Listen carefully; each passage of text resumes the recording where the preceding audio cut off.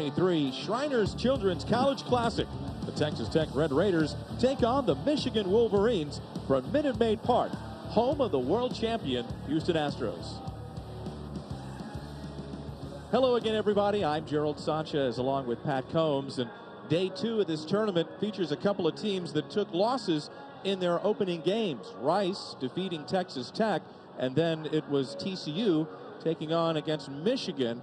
And really some good baseball yesterday, Pat. Oh, great games. I mean, the Rice game with Parker Smith throwing a gem against the Red Raiders, really kind of shocked that offense yesterday. Texas Tech was on a roll coming in 10-0.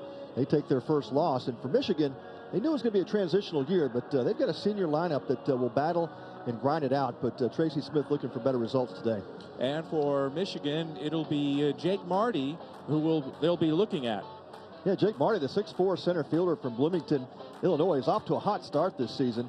The senior leader worked his way into the lineup for Tracy Smith's Wolverines after not starting for a few games, and he has not left it since he got in.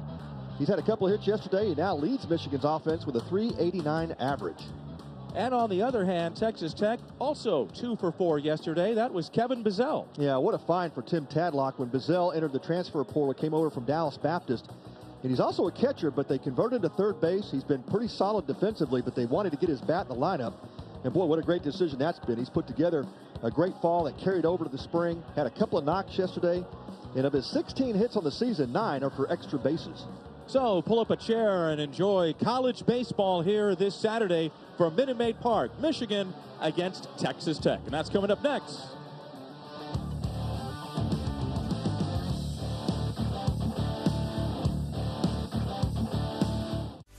Spring training is back in the Palm Beaches this spring. Experience Astros baseball, plus the best beaches, dining, and entertainment after the game. There's nothing better than Astros spring ball in sunny Florida. For tickets and more, visit astros.com/spring to book your trip. Plan your visit now to the spring training home of the Houston Astros, the Palm Beaches. Here at the Astros Foundation, we strive to harness the passion of our fans to be a force for good in our community. Through key fundraising efforts like our Community Leaders Program and the Diamond Dreams Gala, we're able to redistribute millions of dollars back to support the community that supports us all season long. Log on to astros.com/foundation to find out how you can affect positive change in our community. 2022 World Series champion! It's one thing to reach the pinnacle, and another to hold the throne. Heavy is the head that wears the crown, but we're used to the weight. We've built a legacy. Now let's cement the dynasty. We're ready.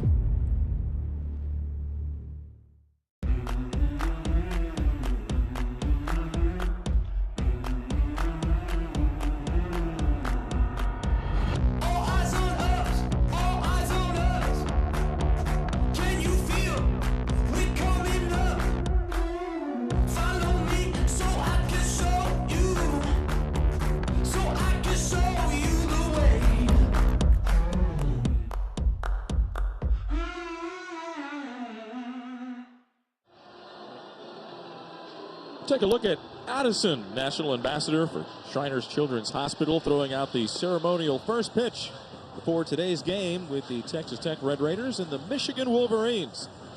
What a gorgeous, beautiful Saturday as we look at Michigan's batting order presented by Honda. Cody Jeffers will lead it off. And you've got Sotrace, Burton, Flores, Marty, Longo, Van Remortel, their first baseman, Boyd. And rounding out the lineup is Pace Jr. for Tracy Smith, his first year. Take a look at left-hander Mason Molina. Molina has pitched well in the early part of the season. Molina was a big part of the stretch last year for the Red Raiders, pitching no-hit ball for 6 1/3 innings in the conference championship last season in the Big 12. Yeah, very talented left-hander from Rancho Santa Margarita, California. He has worked 20 games last season for Tech. Made about 9 starts. It just got better as it went along. Has really become a featured piece of that rotation for Tim Tadlock's Red Raiders. And looking at the lineup defensively, Molina and then Maxey. Right side the infield, Cash and Lopez, Burns and Bazell. Left side, Esther, Carter, and Harrelson. Rounding out the lineup in the outfield. And for Texas Tech, with this ballpark, they're going to go get them in the outfield. Yeah, they can really run out there in the outfield. And yeah, very athletic team all the way around, but especially in that outfield. Carter, Hester, and Harrelson can go get it. So we're all ready to go with Cody Jeffers leading it off for the Wolverines. Michigan was shut out yesterday against TCU. And the first pitch fouled back. And we're underway. Thanks for joining us. 2023 Shriners Children's College Classic. 3 great games on hand today. No doubt, man. What a beautiful day here at Minute Maid. Again, roof open all weekend. Yesterday we had a little bit of wind, but today it is just perfect. And as the day progresses, those shadows will start creeping up on the right side, and it'll make it tougher. But for now, it looks like it's a sun-drenched field. Very comfortable. And on the outer half of the plate, Eric Gaucher, home plate umpire, took a little while to ring him up, but Jeffers is caught looking, and that is how the day begins for Molina, and gets that breaking pitch. Yeah, catches the upper part of the strike zone and just froze Cody Jeffries, and he looked a little shocked on that call, but that's the always a challenge early on, Gerald, is figuring out, with these different umpires obviously all weekend, is what kind of zone do they have? Gabe Sotrace, catcher, and a breaking ball in for a strike for Molina. And then, in the early going, they're feeling each other out. Fastball. So Molina will change speeds, as we've seen with the breaking pitch, and he'll go in to right-handed batters, also feature that fastball, and he's not going to blow you away, but with the breaking pitch, an effective change of speeds, it makes that fastball look that much faster as Sotrace goes after a pitch outside the strike zone. Yeah, a couple of 93-mile-an-hour fastballs to retire Sotrace, and you're exactly right, Gerald. It's a traditional 3-pitch mix, but Molina has got some run on that fastball. Pretty good on one of those high spin rate type fastballs. Enjoys pitching up in the zone at times, and he also backs up that curveball we saw on the strikeout of Jeffries, and a good changeup as well. Here's Ted Burton, and Molina challenges him with a first pitch fastball. Burton has played in all of the games for Michigan to this point, hitting .333 on the year.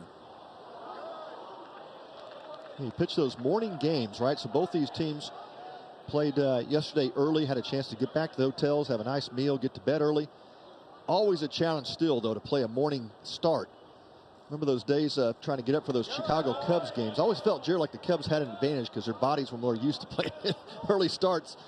And but man, you come out of the gate, Molina's throwing low 90s. You better get the bat going quick. Well, if there's anybody that's a creature of habit, it's a baseball player, and that's a strike right at the knees. And so you get into that habit, that routine of playing night games, and then all of a sudden you got to get up early. Yeah. And it's a little bit different for the body. It is. You see Tracy Smith, first-year head coach for Michigan.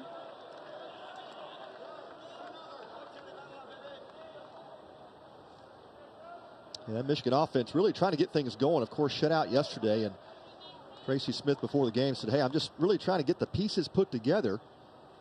We got some guys that understand how to play the game, and Ted Burton put together some good swings yesterday. But yeah, up and down that order yesterday was really not a lot of good pitches to hit.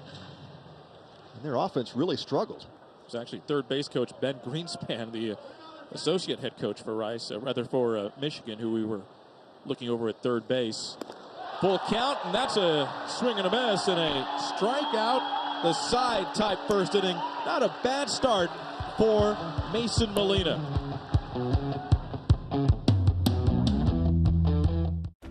I depend on my car, so I take care of it with parts from RockAuto.com. Everything I need to know is at Rock Auto. My car isn't rare, but when I fix it myself, it's special.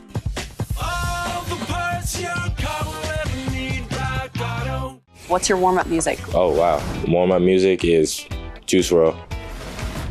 Juice WRLD R&B pop, yeah. Who was your favorite basketball player growing up? Favorite basketball player growing up? Kevin Durant. Easy. Favorite holiday? Growing up or right now? Right now. Right now, favorite holiday, eating, Thanksgiving. It's a movie you can watch over and over again and never get tired of it. Over and over again, All About the Benjamins. Do you have a favorite place to vacation? New York.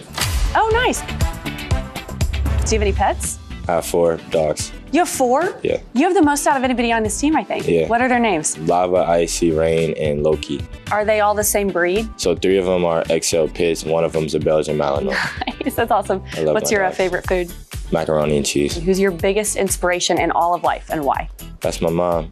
Everything I do is for her, because of her, and it's possible because of her. He'll pull back and shoots. Hail Mary! Kevin Porter getting hot. Oh my goodness. Step back to Kevin Porter Jr. putting on a clinic. The Rockets take on the Spurs tonight at 6:30 on AT&T Sportsnet. Mason Molina struck out the side to begin the top of the first. Now it's Texas Tech's turn. This batting order is presented by Specs. Leading off is left fielder Nolan Hester, followed by right fielder Gage Harrelson, and third baseman Bazell, DH Green, first baseman Cash, rounding out the lineup with Maxi Lopez, Carter, and Will Burns. Chase Allen, right-hander, a junior, record of 1-0, 3.09 ERA. Good control with the strikeouts to walk ratio. No, absolutely off to a great start again. And Chase Allen, if he fits the mold, he's one of those tall downhill type throwers. Major League scouts love that, love the build. And yeah, really the most reliable arm from last year's rotation for Michigan. Led the Wolverines with a 7-2 record. A 4.01 earned run average, and he is picking up right where he left off. But as you can imagine, a 6'6 build, he's pitching downhill with a heavy 90-94 mile-an-hour fastball, slider, and a changeup. Yeah, punched out 10 and gave up 3 earned runs against Cal State Fulton in his last outing. So coming off an 8-inning start just last week. Allen opens with a fastball away to Nolan Hester.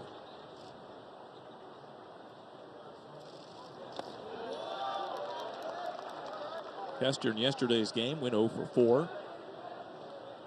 That was the first loss that Texas Tech suffered all season, and they're now 10-1, ranked number 24 coming into the tournament. And got to give credit to Rice and that pitching staff. They did a great job holding this high-potent offense of Texas Tech down just to 2 runs. Yeah, that was Parker Smith, and then, of course, great relief in that game to finish it up. I was talking with some of the Texas Tech folks before the ball game, and they were talking about Smith and really raving about him, thinking that was the best that they have seen all season long. The fastball misses upstairs, and Hester is going to have himself a base on balls. Yeah, great close by Justin Long of the Rice Owls as well. But yeah, caused some problems for that Tech lineup. Hester really is the table setter at the top of that lineup, and had a rough day yesterday, but off to a good start, drawing the walk. Gabe Harrelson. Harrelson, 378. Home run, 12 RBIs. Good looking left-handed batter. And that's the first pitch strike. Allen maybe a little bit of jitters playing in this type of environment. We talked about Tim Tadlock, head coach of Texas Tech, talking about the environment and having to just really slow things down mentally. Yeah, that's one of the things that Tim is really wanting his team to learn from, and why Tech is playing in this tournament. You know, he says we've had some big time postseason runs, but it's really the ability for our players to settle down, play in big environments like this. Hester on the run, but it's the ability of our team to settle in, settle down, learn how to play in these big type of environments. This is exactly what they're going to see in the postseason should they get there, and all indications so far is bit of a rebuilding year for Tech, but then you think to yourself, there's really not much of rebuilding when it comes to Tim Tadlock's teams. J. Bob Thomas, such a great recruiter. These guys just typically reload. Lined into right, and that's going to go all the way to the wall, and Hester might be able to score on this. Nope, they're going to throw up the stop sign for him, and that's going to be a double for Harrelson. Harrelson collecting his 6th double in the early part of the season, and he was all over that pitch. Yeah, much different start from this Red Raider offense today, and he catches a pitch down and in and just somehow gets the barrel to it. Nice adjustment on the swing by Gage Harrelson, and what a start by these Red Raiders. You often think, Gerald, coming off a game like they had yesterday offensively, it's just now a matter of kind of getting things rolling early, and they have certainly come out of the gate swinging today. And Kevin Bizzell, highlighted him at the top of the broadcast. 2 for 4 yesterday. Just a good-looking ball player. There's a lot of good-looking ball players on this Tech roster. And some transfers, too. Building the roster different ways, Tim Tadlock. Well, you look up and down this lineup today, and I could say I've covered Tech baseball a long time, and I've never seen 5 freshmen in a Tim Tadlock lineup. And not only that, you look at Gavin Cash, listed as a sophomore, but did not play last year at the University of Texas. So you're looking at about 6 fresh faces that really don't have a whole lot of D1 experience that are in that Red Raider lineup. That's in for a strike. Well, Chase Allen needs to turn it around quickly. Talking to Tracy Smith, he said, we're just not very deep in the pen. And of course, coming off a week where they had to play Monday through Wednesday this week because of the rainouts in California. Looked like a change right there, and that just dipped in there, and Bizzell come up empty on the cut. A good off-speed pitch there from Allen to get Bizzell out in front. But really imperative that Allen gets at least to the 5th inning for the Wolverines today. On the shortstop, Jeffers. And Bizzell retired, but coming home from third base is Nolan Hester, giving Texas Tech a 1-0 lead to the bottom of the 1st. Good job by Bizzell putting the ball in play. Yeah, not a bad pitch from Allen.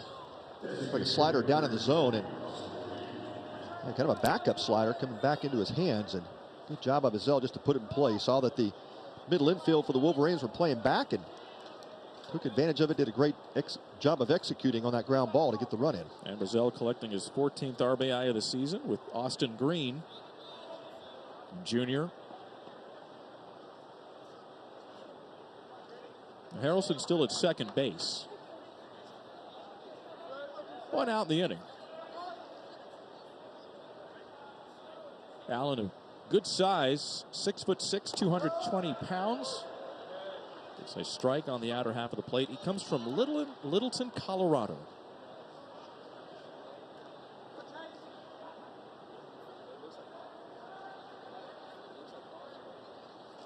Allen's 0-1. Jeff Smith with a changeup. That's what you'll typically see from Chase Allen. He'll go more fastball changeup to left-handers. Use more sliders against right-handers.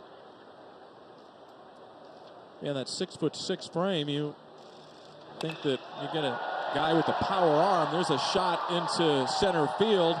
That's going to bring home the 2nd run in this inning for Tech. RBI by Green, and the Red Raiders have matched their run total in just a 1/3 of an inning today, and all they got from yesterday. Yeah, kind of a middle cut slider from Chase Allen. Caught too much to the plate. Austin Green did a great job of just staying down through that pitch and going right back up the middle with it. Harrelson scoring from second base on the RBI by Green. Green collects his team-leading 20th RBI.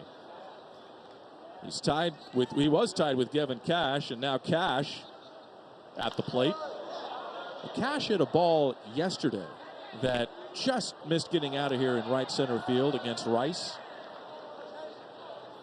Yeah, absolutely thought that was headed towards that bullpen area. Of course, manned by the Tech bullpen today, but off his bat, Gerald, I thought that ball was gone. That would have tied the game. Cash, a transfer from Texas. There's a swing and miss. Not only is he a good hitter, he's a heck of a good first baseman, too. He's got some leather. Yeah, defensively yesterday made 2 outstanding plays that saved runs for the Red Raiders. And yeah, one of those big physical presence in your lineup. And sometimes you get those guys built like that, you maybe give up a little bit of defense, but not the case with Gavin Cash. He is outstanding. Ball in the dirt and a throw to second base. That's a safe. They're going to call it a wild pitch. Green is at second. Back-to-back pitches in the dirt by Allen, and Sotres blocked the first one, kept it right in front of him. This one just gets enough away, and Austin Green able to advance. Good read on that ball down in the dirt. Now notice the bases. They're not the bigger bases that professional baseball is using. These are still collegiate-sized bases. 15 square foot. Now it's 18 in professional baseball. Yep, they're going to they're adding a few more inches onto that this pro bag. Should make for some more stolen bases for sure this year. Another ball in the dirt. Sotres, good block. Looks like Sotres is going to earn his check today. Well, Allen really having trouble with that breaking ball. Looks like he's still trying to get the feel of things out there. Hey, he threw a couple of breaking balls out over the plate. Now he's just buried a few, and that's going to be a foul ball. This Red Raider lineup, boy, if you can't get that breaking pitch over and establish it for strikes early on, they just tend to see spin and spit on it. Just wait for that fastball.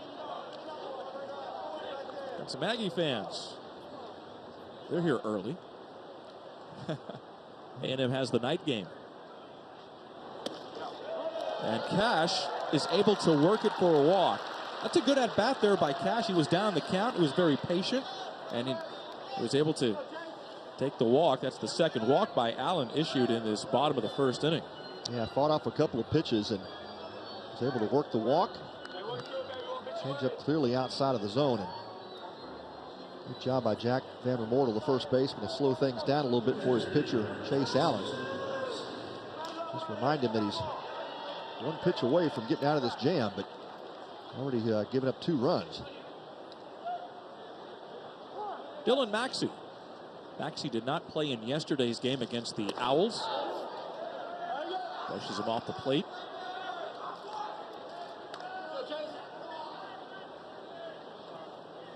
Maxey, local product from Friendswood. A little bit of shuffling today for Tim Tadlock. Inserted Maxey into the lineup, and Will Burns flipped Tracer Lopez over to second base, and so a couple of fresh faces coming off that 3-2 loss to Rice yesterday. Maxey, a freshman, played his high school ball, and not only is he from Friendswood, he's also went to high school in Friendswood. He lines this one, but it's going to be foul into the seats. So what a thrill for Maxey to be playing in the ballpark that he rooted for the Astros as a young man. A thrill for a lot of these guys on the Red Raiders. On the other side for Michigan, there's not a single player from Texas on their roster. Well, you got to give Tracy Smith maybe a year or 2 of recruiting classes, and of course he was hired in July of last year. Michigan waited a while to make that hire, but they got a good one. And as Tracy Smith came into the position, he said, hey, we've got to be able to replace this 2022 class that we lost. As Eric Package took that job at Clemson, took the majority of that recruiting class with him. So Tracy Smith was really left to kind of hold the bag in terms of recruiting last season, and needs a couple of seasons to get that roster back up where it traditionally is for Michigan. But he will get it done. He and Ben Greenspan, Brock Hunsinger, he's got a great staff.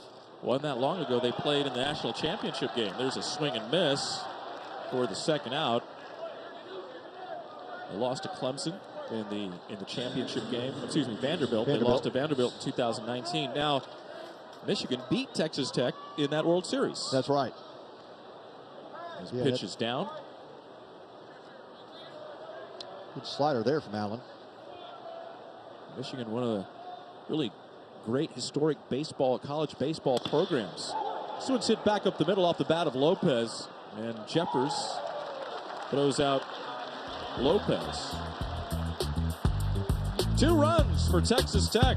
Take a 2-0 lead at the end of 1. After being diagnosed with lung cancer, it took MD Anderson Cancer Center to save my lungs and my life. It took the most advanced technology the pioneers in proton therapy, and the expertise of the nation's largest team of thoracic subspecialists to put lung cancer firmly behind me so I could conquer new challenges I never thought possible. What will we do in the pursuit of making cancer history? Whatever it takes. Spring training is back in the Palm Beaches this spring. Experience Astros baseball, plus the best beaches, dining, and entertainment after the game. There's nothing better than Astros spring ball in sunny Florida. For tickets and more, visit astros.com/spring to book your trip. Plan your visit now to the spring training home of the Houston Astros, the Palm Beaches. Here at the Astros Foundation, we strive to harness the passion of our fans to be a force for good in our community. Through key fundraising efforts like our Community Leaders Program and the Diamond Dreams Gala, we're able to redistribute millions of dollars back to support the community that supports us all season long. Log on to astros.com/foundation to find out how you can affect positive change in our community. Help provide life-changing care to children who need your help by logging on to collegeclassic.org. And for each $100 donation, get a free Marucci mini bat. And with a $250 or more donation, get a free full-size Marucci bat. Go to collegeclassic.org and donate today. And as you can see, Pat's got the full-size bat. And it's going to be custom made, and it's really nice bat. Beautiful. Yeah, and this I had on my shoulder. This today I'm using the bunt, get the perfect bunting situation. So that's what pitchers do best, Joe. We bunt. And I was just about to say, can you really trust a pitcher with a baseball bat? Exactly. Which end do we hold it with, right? Beautiful bat, though. If you don't have one of these, it's definitely a collector's item. Coming down with the ball, left fielder Hester and Tito Flores flying out for the first out in the top of the second inning. Do you remember your first big league hit? Oh man, I had so many of them. It's hard to remember the first one. It's oh gosh, I did get one in my debut against the Pirates, but I did get one in my second game against the Expos. So I do remember that. Who was the pitcher? Real Cormier. Oh, left-hander. Yeah. Yep. I did save that one. Jake Marty. Our pitchers always love to talk about their hitting. It's kind of like in basketball. The big guys want to be guards, and the little guys want to be the center and the power forward. Well, it's it is. It's one of those things when you think about how great of athletes the pitchers are. They get to the big leagues, and they've all grown up being the high school shortstop or the center fielder. I mean, they've all got great arms, right? The pitchers, and they did play positions, coming up through high school and college, and some of the guys were two-way players in college. They all think they can hit, but the best thing pitchers can do is learn how to bunt. Marty, the hitter, and he goes around, according to first base umpire Ron Teague. He rings him up, and Marty is gone for out number 2. That's the 4th strikeout. Molina struck out the side in the first, and let's take a look at this again. Does he hold up? Nope. Yeah, it's definitely a swing. Well, somebody's wake-up call did go off this morning, and he got out of bed on the right side. That's Mason Molina. Man, as he had been just absolutely electric. 21 pitches into the game, 15 strikes, and 4 Ks already. Longo, the hitter. And he's ahead in the count, 0-2. And Molina, for the most part, has really just used his fastball, and it has been an overpowering fastball against this Wolverine lineup. And the 5 of the 6 batters he has faced have been first pitch strikes right to the first baseman, Cash. Talked about him with a great leather, and he shows it again. Molina perfect through the first 2 innings. 2-0 Texas Tech. Watch me. Watch me tumble, jump, and soar. When our squad is on point, we own the floor. Dazzling stunts and dances are my jam. Pain once caused issues, but they had a plan. A life-changing grace with no surgery to fear. Activity without limits, one more reason to cheer. Watch Me. Industry-leading scoliosis treatment at Shriners Children's. The most amazing care anywhere. Watch me. Watch me paddle, carve, and drop in. The water is my canvas. Let the good times begin. Perfect sets and barrels I chase. Where sand becomes surf, waves set the pace. A childhood accident couldn't ruin my vibes. Thanks to one special place, I've never been more alive. Watch me. Shriners Children's. The most amazing care anywhere. Before the Xfinity 10G network, we didn't have internet that let us play all at once. Every device? In every room? Why are you up here? With speeds like this, I can't even dream of what he'll be able to do. Get Xfinity Internet for just $25 a month with no annual contract during our limited time launch celebration. You have no idea how good you've got it. Huh? What a time to be alive. Introducing the next generation 10G network, only from Xfinity. Heading to the bottom of the second inning, Texas Tech leading 2-0. And make sure that you can see your 2022 World Champion Houston Astros in action all season long by becoming an Astros season ticket holder. Catch all the action and enjoy exclusive benefits by visiting astros.com/season tickets today. Well, they're going to add another pennant to that flagpole.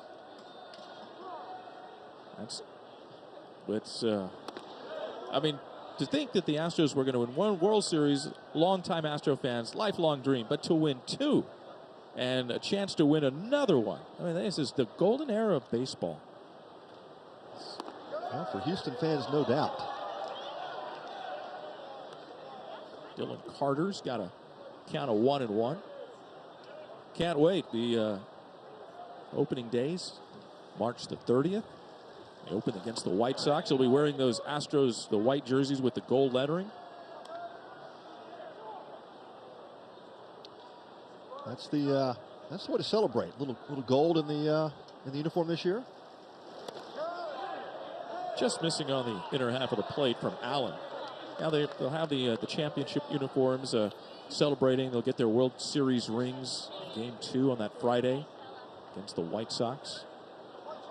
And off and running. Baseball is back. Just brings a smile to your face when you can come to the ballpark. There's a shot into right center field off the bat of Dylan Carter. And Carter has collected the third hit for Texas Tech so far. Early going. They have really come out and swinging. Just the inability of Chase Allen to command the strike zone better. He's been behind on a number of Red Raider hitters. They have taken advantage of some pitches out over the plate as he's had to come in. Great job by the Red Raiders to take advantage of it. There's Will Burns, the shortstop. I remember Todd Whitting tell me one time, head coach at University of Houston, he told me that, hits mainly happen when pitchers fall behind.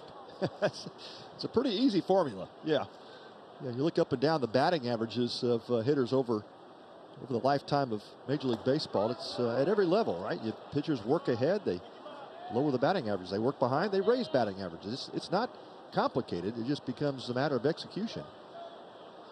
Will Burns hitting in the number 9 spot.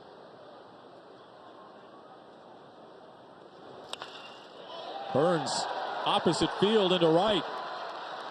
Pace will get it back into the infield, but 2 on with nobody out of the bottom of the second for the Red Raiders. Yeah, that's the replay of the first inning. Just serving it up into right field, not trying to do too much. But that was a change and going opposite field. Yeah, better pitch there by Chase Allen. Pitch was down, caught a little bit too much of the plate, but Will Burns just had that opposite field approach. You could just tell that was where he wanted to go with the pitch, and he got it. Nice job of just shooting the ball through the infield. Allen's got to bear down here. He leans over to the top of the order now for the Red Raiders, and this is hit into right field on the nose, but Pace is there. Staying put at second base is Carter. Hester hit that one very well. Allowed out. Good positioning for Greg Pace Jr. in right field. Only had to move a couple of steps, but the ball was hit so hard. You saw Dylan Carter jump off at second base. By the time he went back to tag, it was too late to get to third base.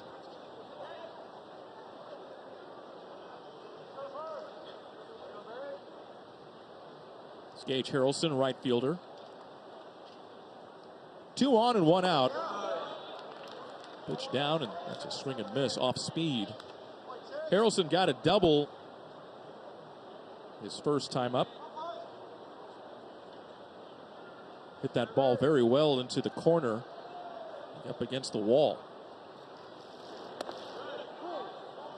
When you think about this Texas Tech lineup from last season, they had some really outstanding veteran players. Of course, Jace Young taken 12th overall by the Detroit Tigers at second base, but you had guys like Stillwell, Morrell, Wilson, Kelly had been here for 3 or 4 seasons, and a lot of starts to replace.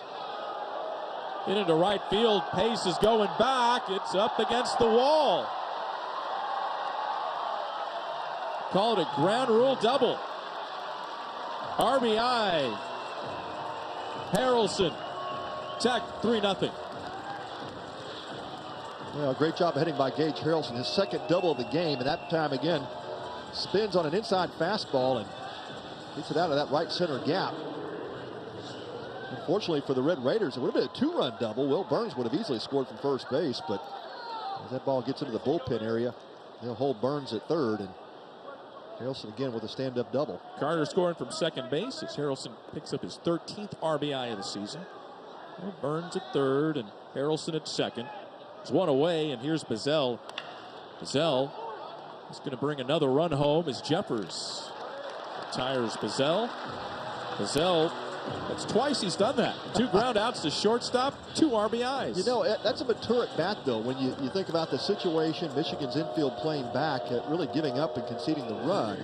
If Bazell can keep the ball in the infield, and that's just a mature approach to understand the situation. You give yourself up, you get the ground ball, but second time he's collected an RBI in 2 innings. 2 outs as Burns comes home from third base. Harrelson still at second with Austin Green.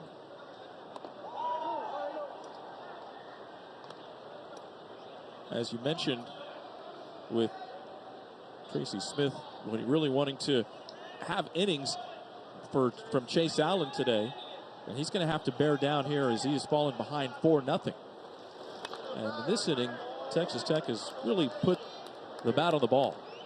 Yeah, and 42 pitches in already, and so you're exactly right. There's that double whammy of kind of starting slow for Chase Allen, and these Red Raider hitters taking out probably some frustrations from yesterday's performance offensively, and Chase Allen has some work to do. That pitch count is rising now. Marty in center field, shielding his eyes from the sun, and he can't make the play. He had trouble with it, and going to third base is Green. That'll bring home Harrelson. Let's hope that Marty is okay out in center field. Yeah, it looked like Marty was camped under the ball, and I think that ball may have hit him in the face.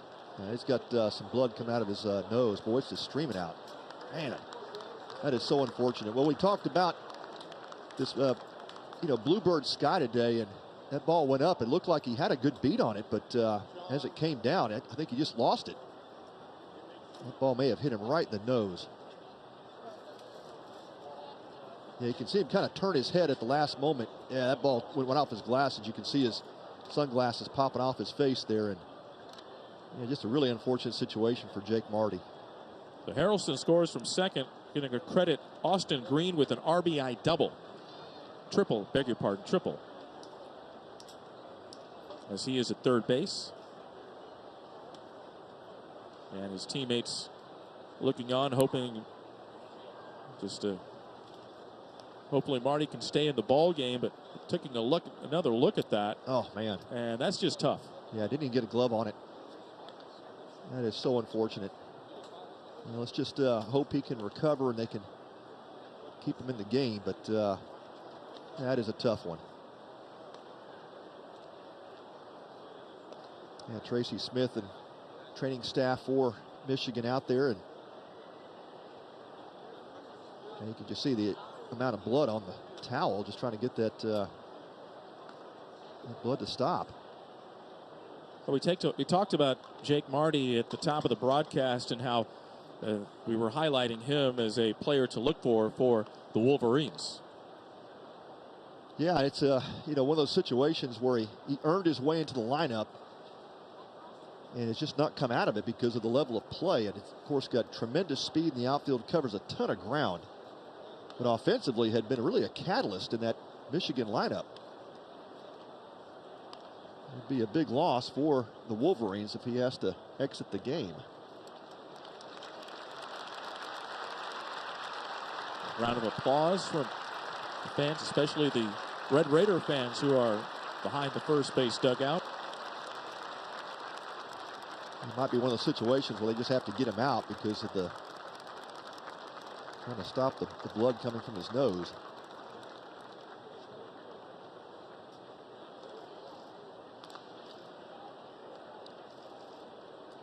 Well, great show by the Red Raider fans. You can see them with their guns up and in support of Jake Marty. Of course, all the fans here praying he'll be okay.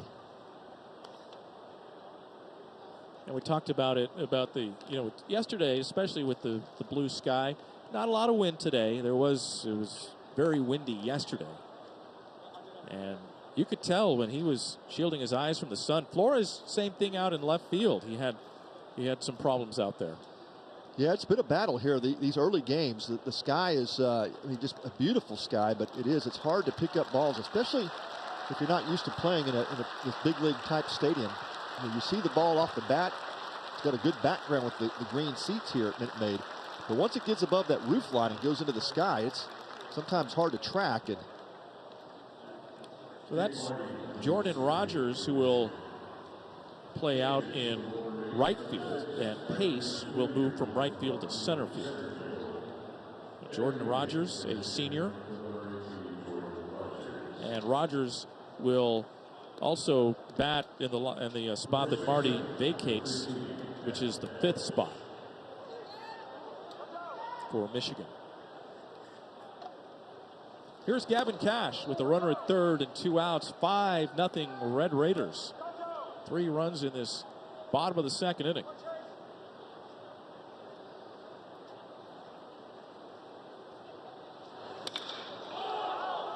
Into left field.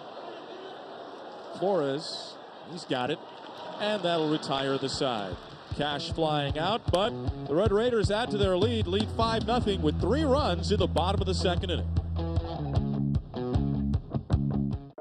Oh, I need new wipers. RockAuto.com. That was easy. That was fast. All the parts your car will ever need, Rock Auto. In America, millions of families are facing hunger. Some are forced to choose between food and other necessities. I still have to pay my mortgage, insurance, and other bills. That makes it hard to afford food. Francine from Georgia. There are still times when I don't have money for food and I have nothing to give my daughter. I've skipped meals so that she can eat. Elena from Arizona. The Feeding America network of food banks helps provide over 6 billion meals to people in need each year. I only have $10 in my checking account, but it will be okay.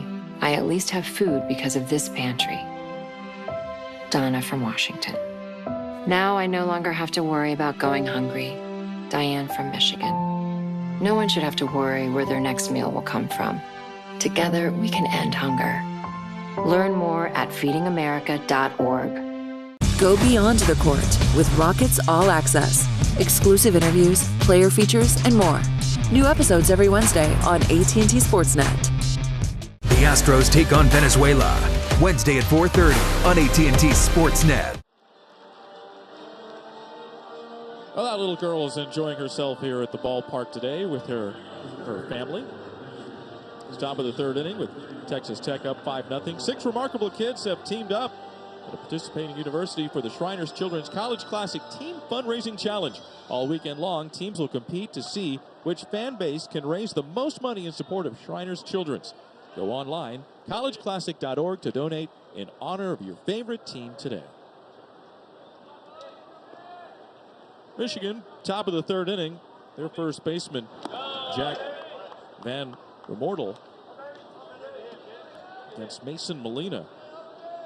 Molina was in a nice little groove, and of course that bottom of the second inning took a little bit longer than probably Molina would have liked. popped up left side, or right side, beg your pardon. And this is going to be Cash is unable to make the play. It's that sun again. Yeah. It's those skies. Second time we've seen it.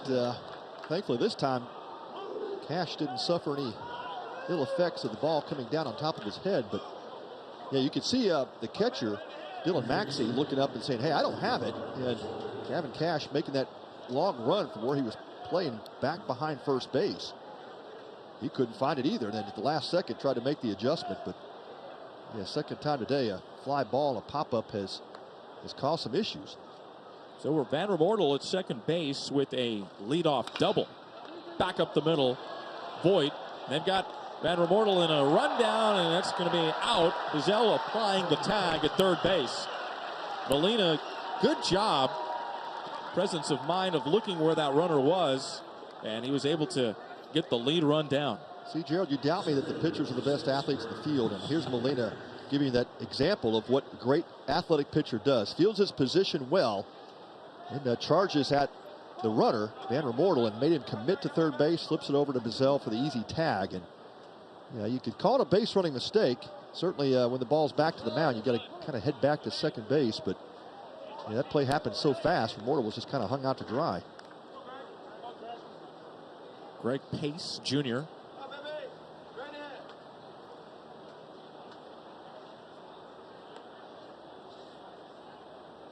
Molina delivers the 1-0. So Voit on at first base with a fielder's choice after Remortel is retired.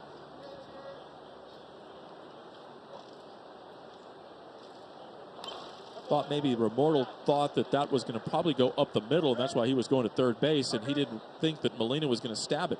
Yeah, and I think either way, though, Van Remortel was, you know, even if he stops, he's still going to be hung out because the play happened so fast.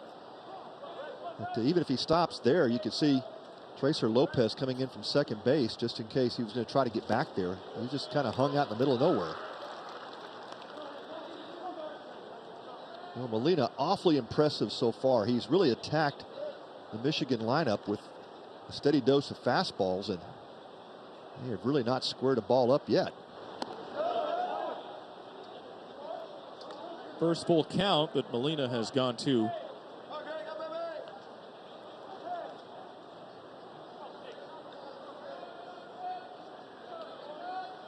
Actually, second full count. And he gets him. 5 strikeouts for Mason Molina. That's the second out. Voit still at first base. Yeah, just dynamic stuff from Mason Molina. That sharp breaking slider just has great downward tilt to it. Full confidence to throw it in a full count. It's Pace Jr. swinging.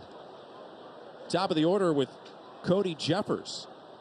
Molina struck out Jeffers to start the ball game. In fact, he struck out the side in the top of the first. Jeffers taking a ball.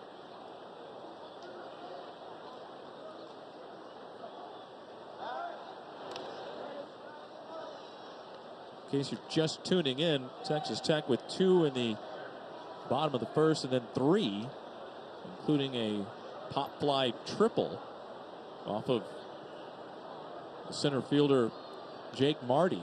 Marty had to leave the ball game. Just couldn't make that play. And then, of course, in this top of the inning, you saw the infield double. Remortel, first baseman Cash couldn't make the play. You know, 5-0 deficit, still plenty early enough for this Michigan lineup to get things going, but this would be a good time if Jeffries can figure out a way to get on base. You've got Sotres, Burt, and Flores behind him. Plenty of home run power. One swing to get him back in if Jeffries can figure out a way to get on. That's in for a strike. Well, with base runners, your approach a little bit different. First going from the stretch, whereas you're going from the full wind, and Molina looked really good in those first 2 innings.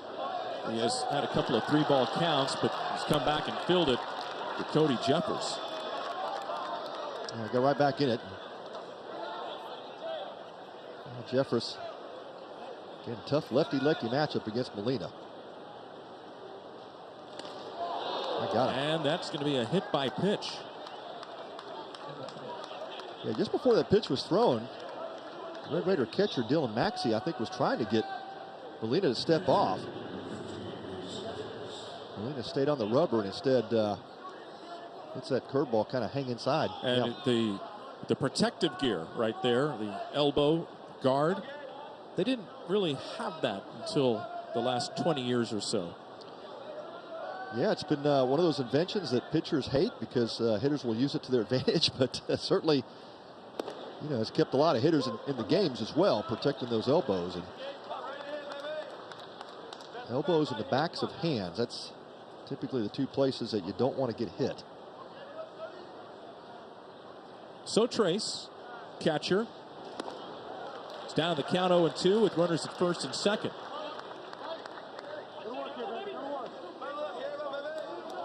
Yeah, Sotrace, one of 2 Wolverines to have a couple of home runs on the season, and problem is Molina's just been nasty when he's had to be. 0-2.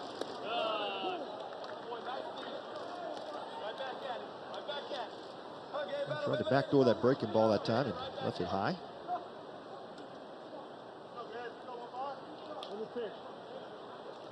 Boyd at second and Jeffers at first. 1-2 to Sotrace. Here it is.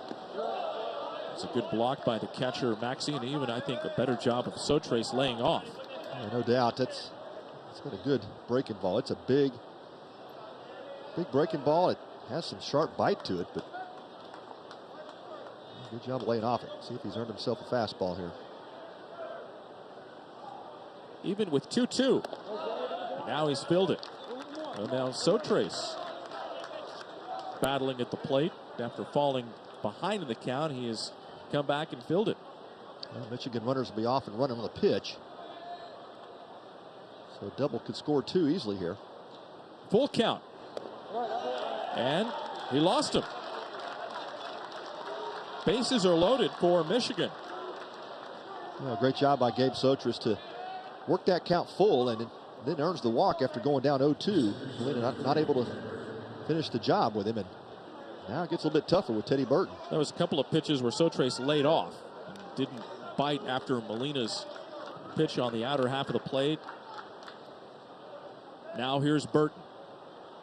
Bases loaded, 2 outs, and Burton ahead in the count 1-0. And all of a sudden, Molina struggling in this 3rd inning after looking really sharp for the first 2. Getting a little bit loose with that command. 1-1. Get that 90-mile-an-hour fastball by Burton.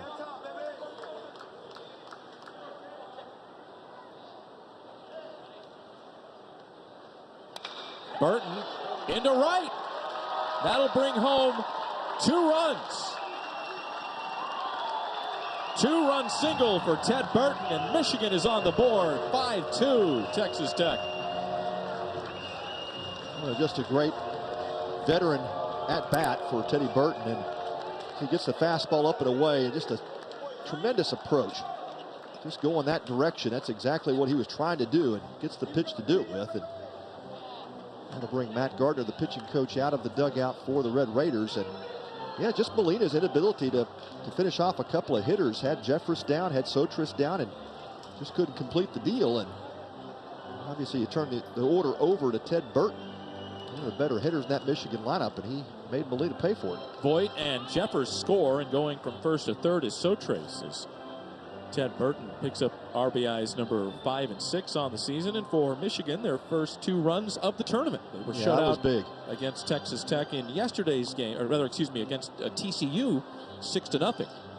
That's a big swing for a number of reasons, but as you mentioned, Gerald, just getting that 0 off the scoreboard hopefully builds some momentum. Right, and you know, relax, monkey off the bat. That's right. And they're like, well, you know what? We got those runs for our center fielder, Jake Marty. But we're going to fight back for you. Yeah, and now have got their team back in the game here. Still a 3-run deficit, but now with Tito Flores at bat, one of those veteran guys that can produce for Michigan. Michigan only had 4 hits against TCU yesterday, and Ted Burton had 1 of those hits. So his second hit of this tournament. Tito Flores ahead of the count 1-0. What was that conversation you think like with Molina and company on the mound? I think it's just settled back down and get into your flow of the game. I mean, the first 2 innings he was lights out.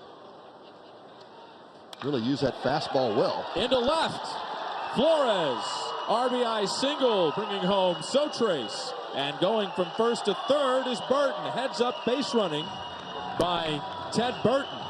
Hester a little slow to get that ball back in the infield, and Burton hustling, and it's all of a sudden a 2-run lead for Tech. Yeah, it appeared off the bat. I think Hester had a good break in the ball.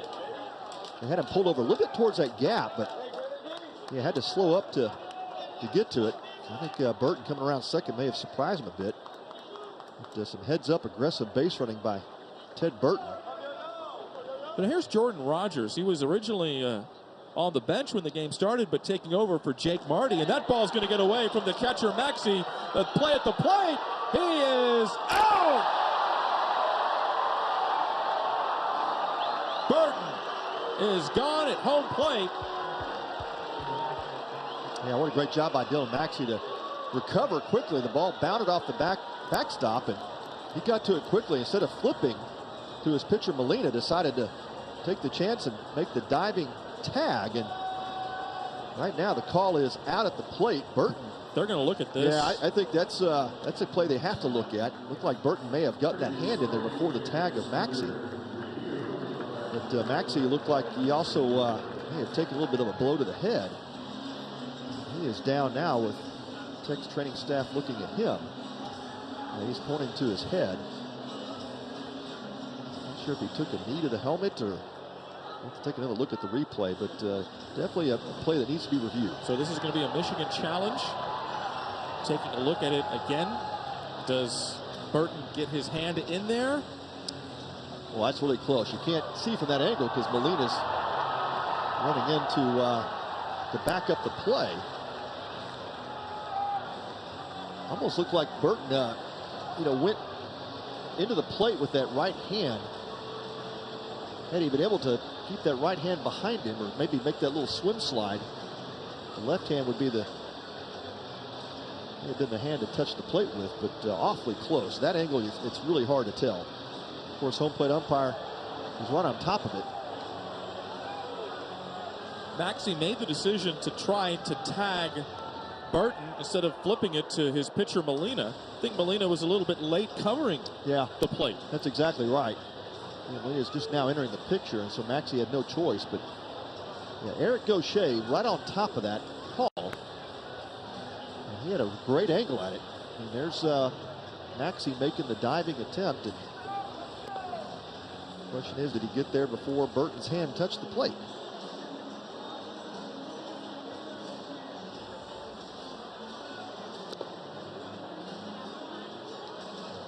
This replay may take a while. They're going to say he is.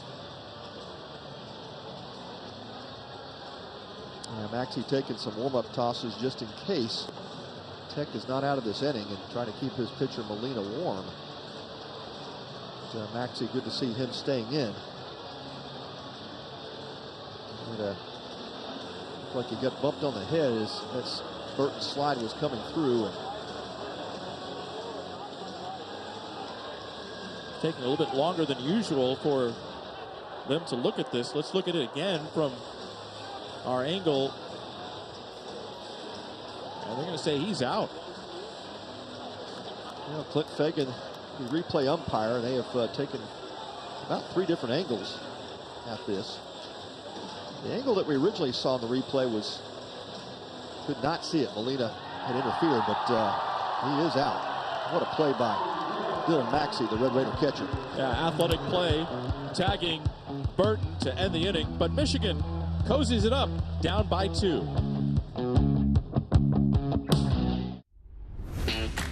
Watch me. Watch me roll, grind, and spin. Playgrounds for wheels. That's always a win. One with my chair, but never held back. I do things sitting down most people standing can't hack.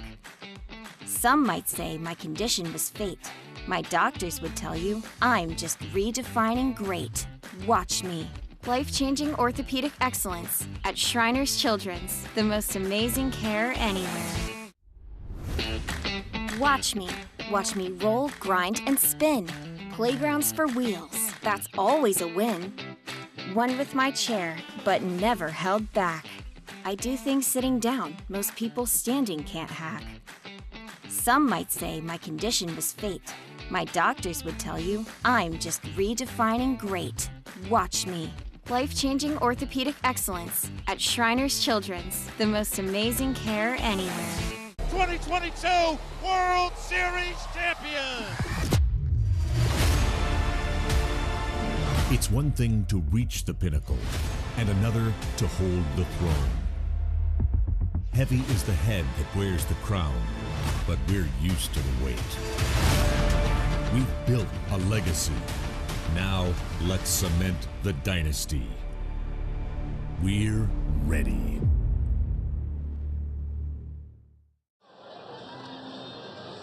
Bang, bang play to end the top of the third. We now move to the bottom of the third. Texas Tech leading 5-3 against Michigan. Well, Michigan got their first 3 runs of the tournament all in one inning. Dylan Maxey, who made that play to end the top of the inning, now leads off. How many times you see that where a guy makes a great play to end an inning and then he'll lead off that next half inning? That's how baseball works. You know, great camera work by our guys, and had a couple of good angles at that play at the plate. Eric Gaucher, tip of the hat to him. The home plate umpire made a great call. And Ted Burton not able to sneak that hand under the sliding tag of Dylan Maxey. So not an easy call for Gaucher, the home plate umpire. Bang, bang. Great job by the Wolverines to get back in this game, and not so much for Chase Allen, issuing a leadoff walk after your team scores 3 runs for you. He issued a leadoff walk to Hester to begin the ball game, and he eventually ended up scoring. That is the third walk, beg your pardon. Third walk for Chase Allen.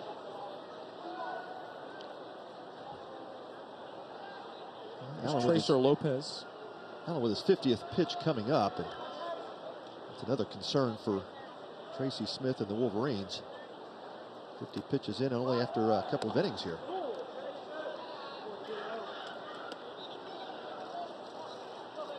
Lopez 0 for 1.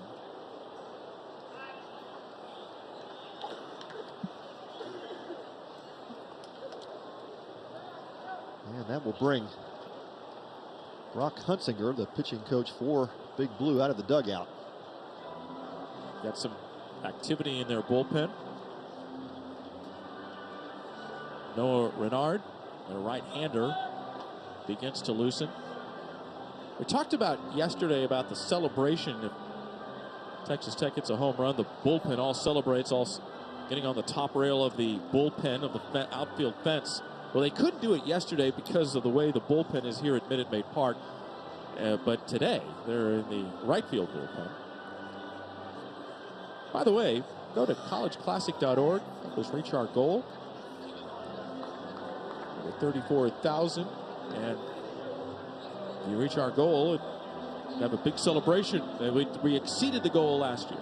Yeah, that's when you get on top of the bullpen fences. You get that Shriners Children's College Classic goal met. So some great donations came in yesterday, and thank you to all the fans participating.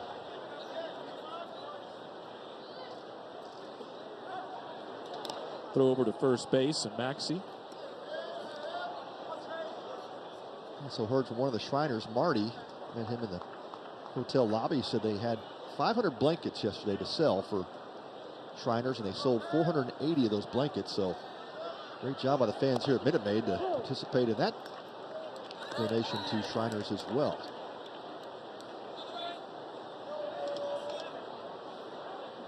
Well, Allen's got to battle here because his team was able to cozy it up a little bit. 5-3 Texas Tech. Showing bunt, pulls it back. He's just unable to command the strike zone. He's really struggling. And you have those days where you just struggle, but you still got to battle and find a way to get it done. Yeah, no doubt. And most consistent, reliable arm from last season for Michigan, and today just has struggled with that command. In a situation where Lopez had squared the bunt, trying to give you the out, and has had trouble finding that zone.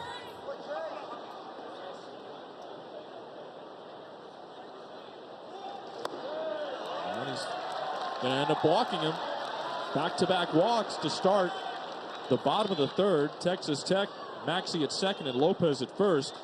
Now it's center fielder Dylan Carter. Yeah, it should be the day for Chase Allen, and Tracy Smith out of the dugout. He'll make the move. So we'll see a pitcher number 2 coming in for Michigan. This is not what Coach Smith wanted because of trying to stretch his starter out as long as possible in this tournament setting, especially playing those games earlier in the week. Yeah, no doubt. There's a limited amount of innings for that Michigan bullpen, but we'll get Renaud. We'll tell you more about him in just a moment.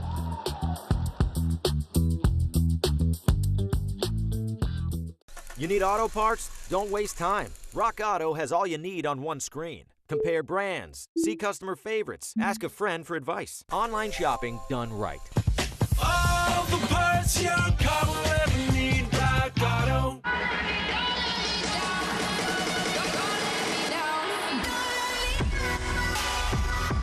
Houston, let's rodeo with the Chainsmokers. Friday, March 10th. Tickets at rodeohouston.com. Maybe I'm foolish, maybe I'm blind, thinking I can see through this and see what's behind. But I'm only human after all. I'm only human after all. Don't put your hand.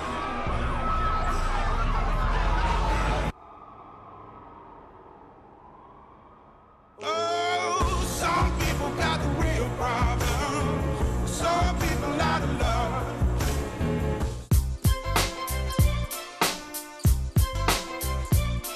Wasn't me.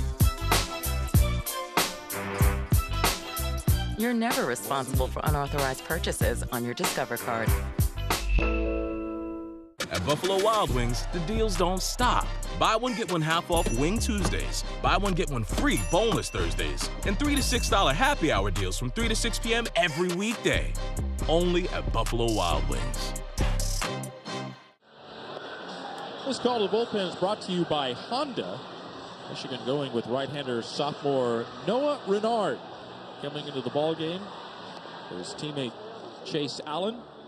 Renard, record right there, 1-0. Yeah, good stats so far. He is making his 4th appearance of the season, and Renard led the Wolverines in appearances last season with 28.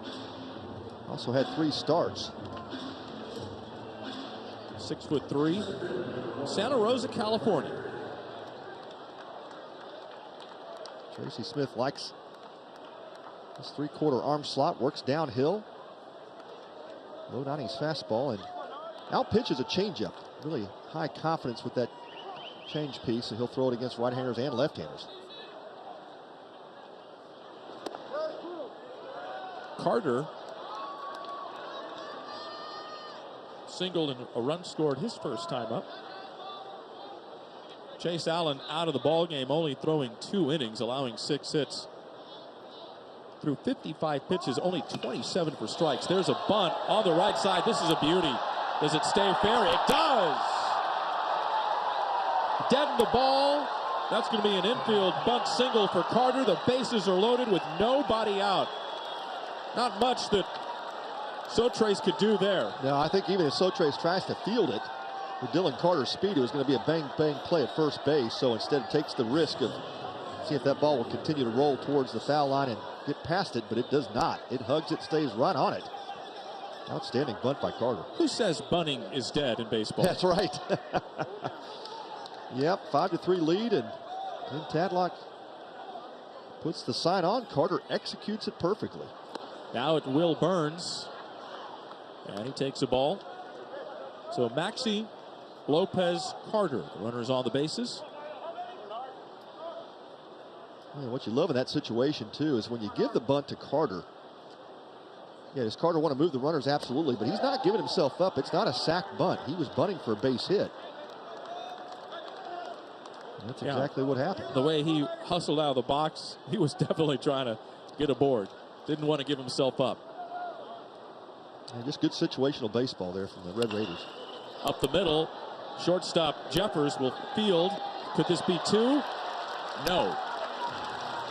RBI and ground out, or rather a fielder's choice, I should say. Maxey scores from third base. And Texas Tech tacks on another run. Well, Will Burns can absolutely fly and gets out of the box quick here. Ball jammed him, and Michigan was only going to get one with that high hopper. So Jeffress fields it cleanly, gets over to Burton. Just Will Burns able to beat it out. Runners on the corners with Hester. One away. Ball was hit just a little bit too slow for two.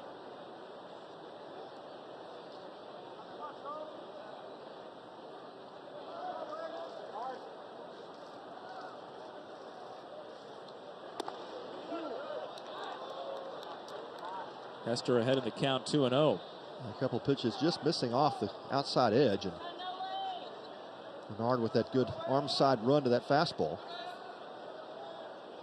Now we see Renard looking at that black wristband. It's pitch come. Yeah, pitch is signaled in from the dugout. So Brock Hunsinger has a device that he uses to signal in the pitch. Both pitcher and catcher wear that PitchCom watch and able to get pitches in quickly, and no need for signs from the catcher. One more effort to speed the game up, of course, with these pitch clock rules now in effect. Renard catches the top of the zone with that pitch. Hester thought that was ball four. Gaucher said no. Now it's ball four.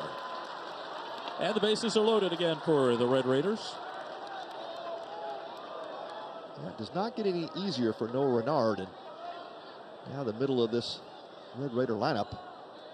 Coming through Gage Harrelson. Boy, what a game he's had.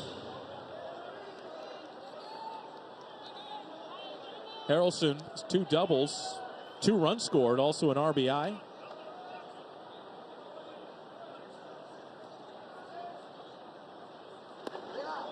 That's in for a strike. Harrelson, just a freshman from Georgia.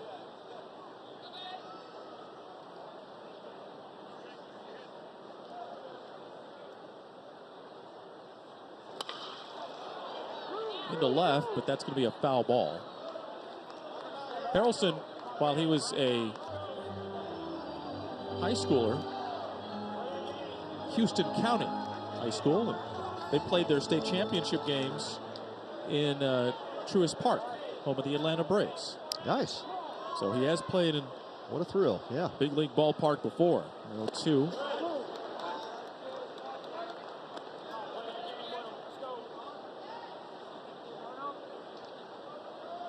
Renard with that 3/4 arm slot gets that good run. He's down in the zone and gets some sink on the fastball.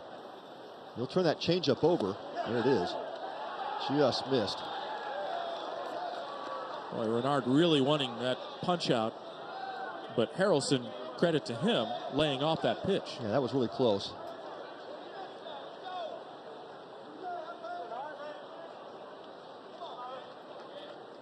See what he executes here, or if he can.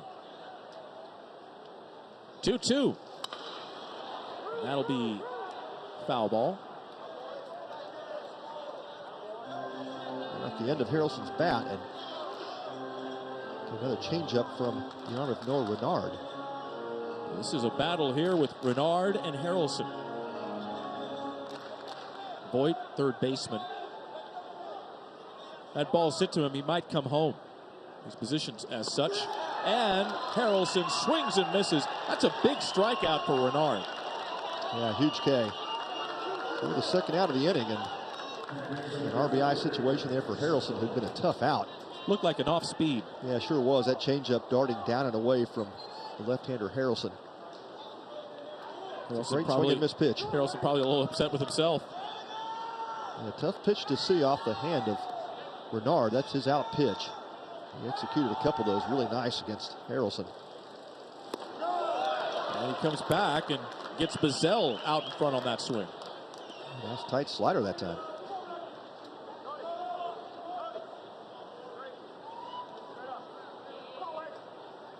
Bazell, who has hit 2 groundouts, but also has 2 RBIs to show for it.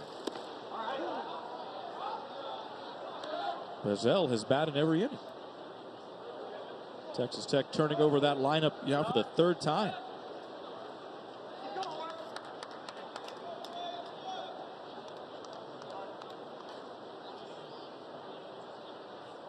Oh, 1. And Bernard looks really good here, getting that strikeout of Harrelson, and now ahead of the count to Bazell. Can he finish it and keep it just to 1 run for Tech in this bottom of the 3rd?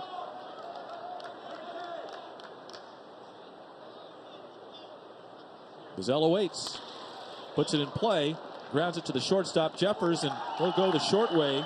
Bazell a fielder's choice, and Bernard bent, but he really didn't break, only allowing 1 run. And the Red Raiders increase their lead 6-3 at the end of 3.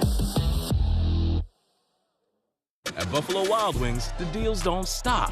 Buy one, get one half off Wing Tuesdays. Buy one, get one free boneless Thursdays. And $3 to $6 happy hour deals from 3 to 6 p.m. every weekday. Only at Buffalo Wild Wings. You need auto parts? Don't waste time. Rock Auto has all you need on one screen. Compare brands, see customer favorites, ask a friend for advice. Online shopping done right. All the parts your car will ever need, Rock Auto.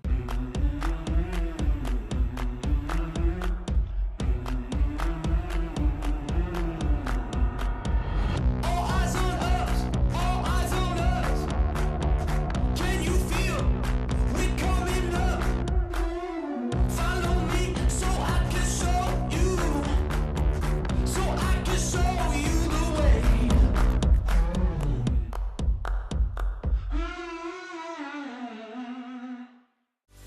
Spring training is back in the Palm Beaches this spring. Experience Astros baseball, plus the best beaches, dining, and entertainment after the game. There's nothing better than Astros spring ball in sunny Florida. For tickets and more, visit astros.com/spring to book your trip. Plan your visit now to the spring training home of the Houston Astros, the Palm Beaches.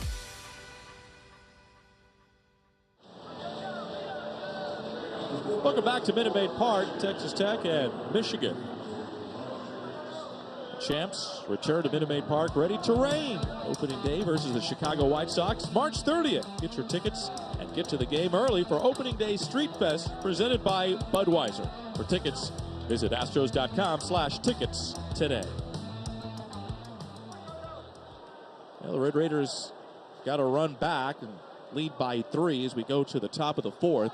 Jordan Roberts showing bunt, pushes it up the first base side, fielded by Cash. He got him. Yeah, great play by Gavin Cash, playing back behind the bag, and not a bad attempt by Jordan Rogers. Pushed that bunt towards the first base bag, and just a little bit too hard. It was that Cash was able to get to it quickly and make the tag. If that ball's dead in just a tad, he would be safe, but Jordan Rogers trying to work that speed and didn't work out that time.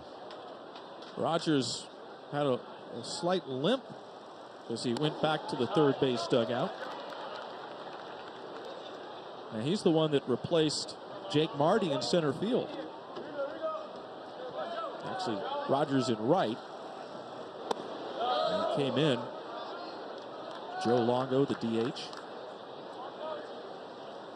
Well, Molina was rolling until last inning. That pop-up on the infield could have been an easy out, number 1.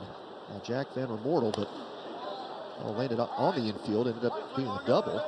And Cash could not find it in the sky, and kind of opened the floodgates for a few Wolverine runs. They took advantage of it.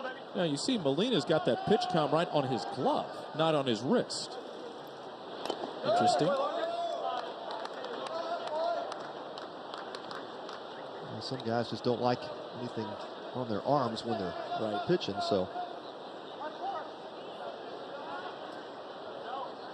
First time we've seen it located on the glove, though.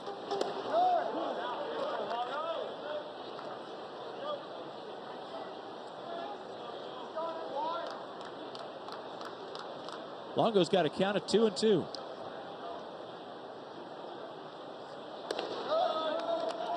Full count from Molina.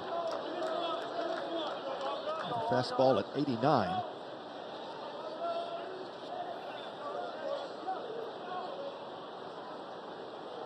Already his 5th full count today. And he gets Longo to swing and miss. 6 strikeouts for Molina. That's the one thing you look at with Mason Molina is trying to extend games, and he's gone deep in counts a few times. Of course, that long last inning in the 3rd here, but he's come right back. Got a couple of quick outs. 59th pitch upcoming. Jake Vandermortel, first baseman. Vandermortel got things started in that 3rd inning with a double, but then he was out on a good play by Molina. A good breaking ball down in the zone. Vandermortel chasing. Molina trying to get back on track, have himself another 1-2-3. Tired the side the first 2 innings. Lifted in the air. This is going to reach the seats.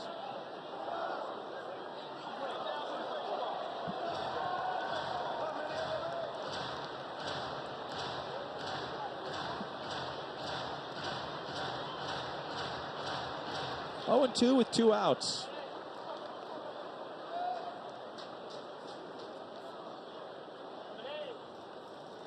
And the pitch to Immortal. He got him right at the knees. Strike 3 called. Couple of strikeouts in the inning. And 7 in the ball game for Mason Molina. Tech by 3, middle of the 4th. When it's go time, I don't let constipation stop me. Great tasting Dulcolax Chewy Fruit Bites work naturally with the water in your body in as little as 30 minutes. So you can go fast, go gently, and go on with life. Dulcolax Chewy Fruit Bites put you comfortably in control. You were a good hooper. Well, I thought I was.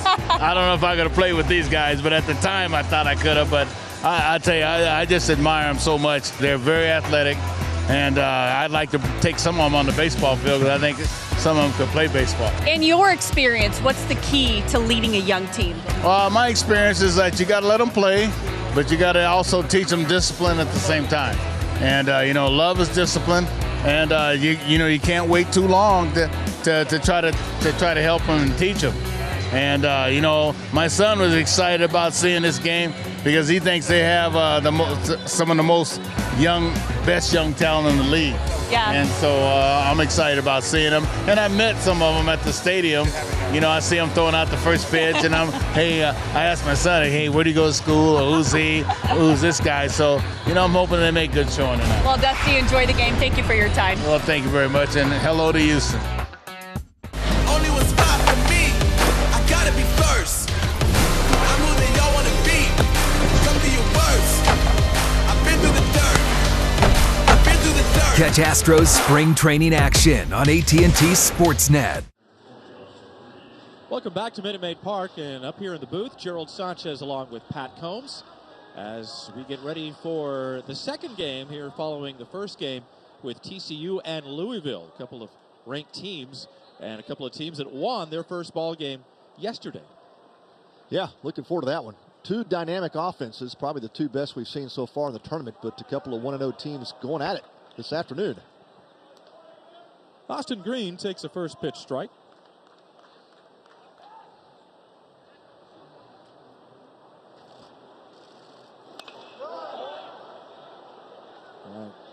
Green now down the count 0-2. So Jordan Rogers on that bunt attempt ended up limping back to the first base dugout. So we got some substitution again as Pace goes back into center field, as that's a swing and miss. Green is gone.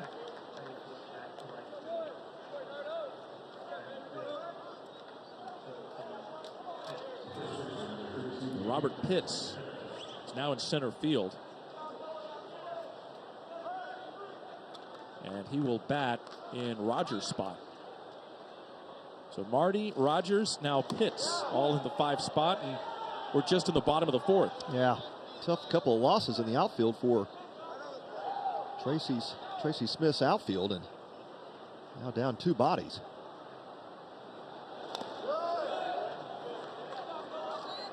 Looked like on that bunt attempt to first base, Jordan Rogers may have twisted an ankle coming down in that bag. I know he was trying to avoid the tag from Cash, and looks like that may have cut that ankle.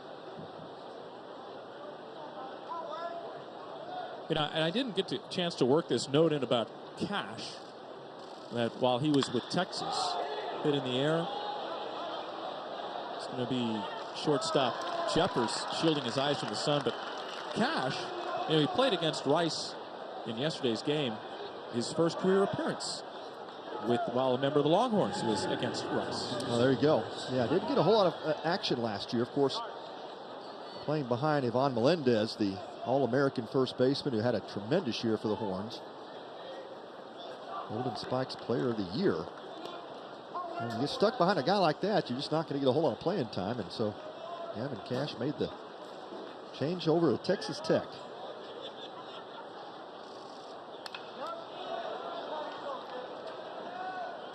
Maxey 0 for 1. Struck out back in the first and walked and scored a run in the 3rd.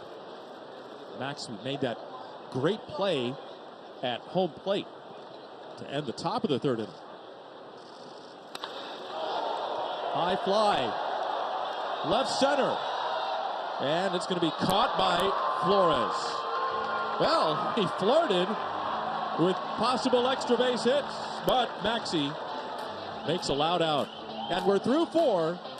Red Raiders 6-3.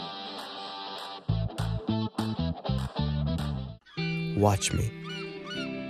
Watch me paddle, carve, and drop in. The water is my canvas. Let the good times begin. Perfect sets and barrels I chase. Where sand becomes surf, waves set the pace. A childhood accident couldn't ruin my vibes. Thanks to one special place, I've never been more alive. Watch me. Shriners Children's. The most amazing care anywhere. Here at the Astros Foundation, we strive to harness the passion of our fans to be a force for good in our community. Through key fundraising efforts like our Community Leaders Program and the Diamond Dreams Gala, we're able to redistribute millions of dollars back to support the community that supports us all season long. Log on to astros.com/foundation to find out how you can affect positive change in our community. 2022 World Series champion! It's one thing to reach the pinnacle, and another to hold the throne. Heavy is the head that wears the crown, but we're used to the weight. We've built a legacy. Now let's cement the dynasty. We're ready.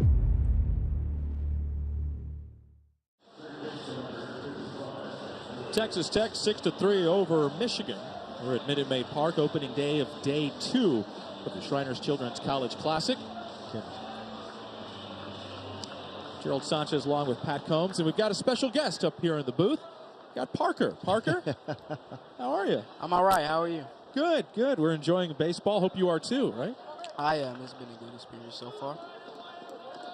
What's been the highlight for you so far, Parker? We went down to the dugout earlier this morning, and plus I got to throw the first pitch, so I had to give it to those moments right there. Nicely done. Yeah. Thank you, thank you. Saw the pitch. Ground ball shortstop. And Voigt is going to be safe with a throwing error by Burns. Parker, I saw your throw this morning. It was a bit better than that throw right there.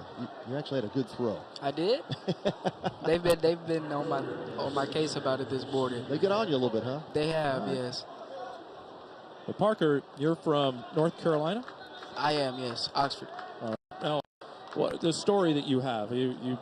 Things changed for you in a blink of an eye, huh? They did. So I was in a bad, severe car accident late, I'd say 2019. and it caused me to have to be amputated and then getting prosthetic care from Shriners Children's Hospital down in Greenville, South Carolina. Well, tell us about that process, Parker. How did it, of course, after the accident, and you meet Shriners, and talk through about how that went for you. So it was a lot of being patient and a lot of learning. So basically, me wanting to be the active child that I am, wanting to play sports, wanting to be just like how every other child is, having to adjust to taking the time that I need to do that and not jumping into things too quickly.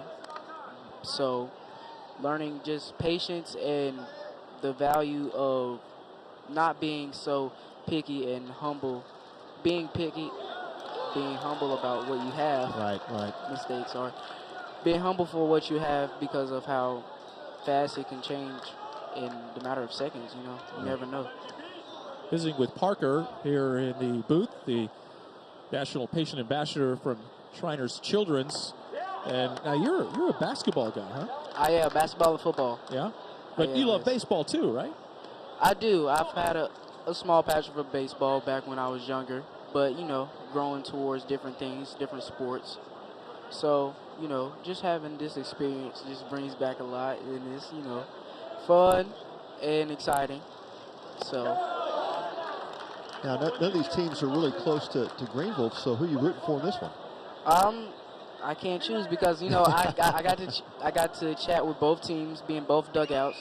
So I'm kind of in between, kind of neutral. Fan? Yeah, okay. I'm neutral right now. So your favorite player, we were talking about it earlier, is Jay Morant. Ja Morant, yes. Yeah, Memphis Grizzlies. Memphis Grizzlies. So are you a Grizzlies fan too, or just the Morant fan? I'm 50-50. Not too big on the Grizzlies, but I'll watch a game here and there just to see what Ja has in store. And you like watching those dunks, don't you? Oh, yeah, I love to see them. Yeah, love to see them. So what about football? You like football too, right? I do.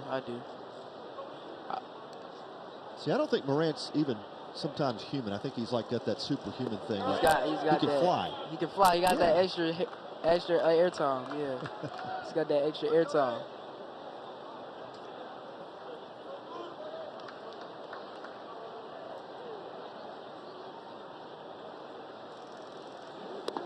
It's outside of Jeffers. So what else is going on in North Carolina for you? Are you going to school? And so, our basketball season just ended, and now I'm just trying to put together the pieces, trying to be ready for the next season because I'll be starting high school next year. So once that level of competitiveness gets higher, the skill requires more. So just being able to practice over the summer and get my skill together, so in order for me to play at that level and be just like any other child would be. Yeah, I went through such and such, but I can still operate how you operate, and I can be the best as well. So Parker, are you playing again now? I am. Okay. Definitely. So you're in games, and how does that work? So what Shriners provides for me is a knee brace in order for my leg to stay in place while I'm playing basketball and make sure that there's no mishaps happening as I'm on the court or on the football field. So with that, I can, anything you can think for someone else to do, I can do it just as well. I'm no different than anyone else, and I can be a child how someone else can be a child. That's great. Parker, you say you're going to be a freshman in high school next year? Yes, sir. So here's the question you've probably been asked before a time or two. What do you want to be when you grow up? I want to either be an ESPN news reporter or a professional football or basketball player, and hopefully one day either start teaching or either being in law, so like possibly a lawyer. Man, some big dreams, Parker. Thank you, thank you. You know, if you can dream it, you can achieve it, Parker. My dad once told me, and so never give up on that dream. Thank you, thank you. Parker from the Shriners Children's National Ambassador. Thanks for joining us. No problem, guys. Thank you for having me. Good to see you. Thank you. It's good to see you all, too. New cars are expensive. Rock Auto helps you fix the car you have with body parts, interior parts, and more. Do road trips, not car payments. All the parts your car will ever need, Rock Auto.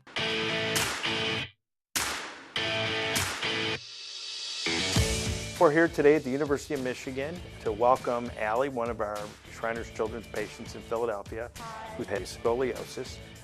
Scoliosis is a curvature of the spine, but today she's here to spend some time with the University of Michigan baseball team. Yes, I'm so excited. I was diagnosed when I was 13 in the summer going into 8th grade. It's safe to say I've been there at least 20 times, flying there or driving there, and each time I go there, it's a very personal experience. I've had one surgery so far, and I am currently looking into having a second surgery. When Shriners said that they would take care of her, it just completely put us at ease.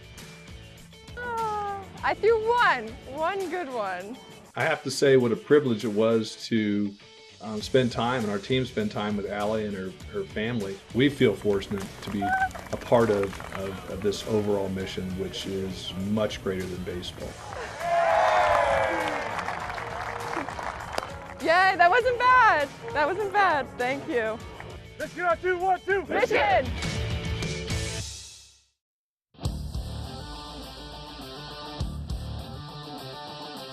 By Shriners Children's. Go to collegeclassic.org to donate today. By Las Vegas. What happens here only happens here. And by AutoNation, America's largest and most admired automotive retailer.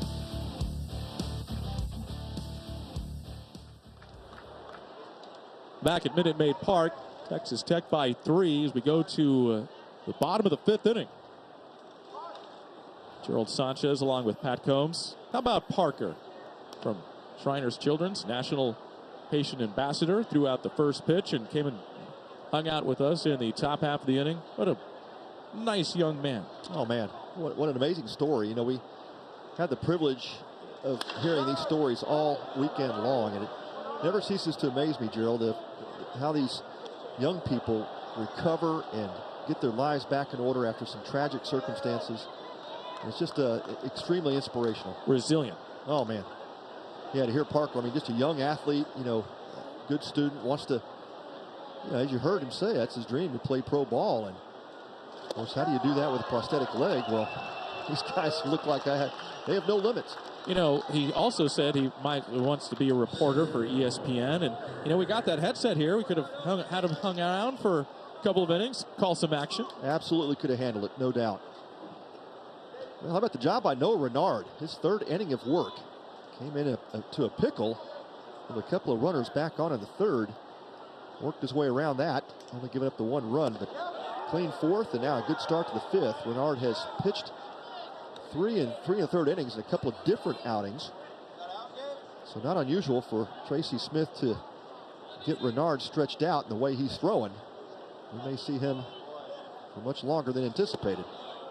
Well, you mentioned Renard had a clean 4th inning. That was the first clean inning that Michigan had retired Texas Tech in order for today.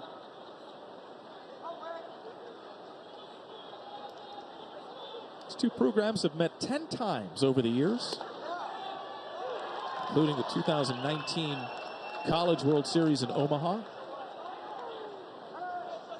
You know, Michigan's got 3 Hall of Famers in their program history in the National Baseball Hall of Fame.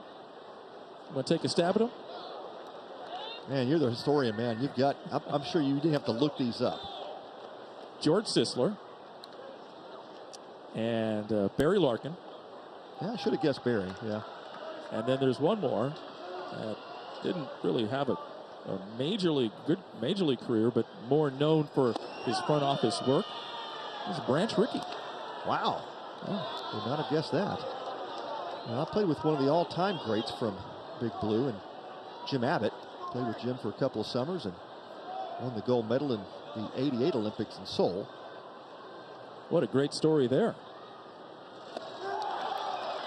Carter goes after it. Back-to-back strikeouts for Noah Renard. Remember when Jim Abbott threw the no-hitter? It was a great moment for him.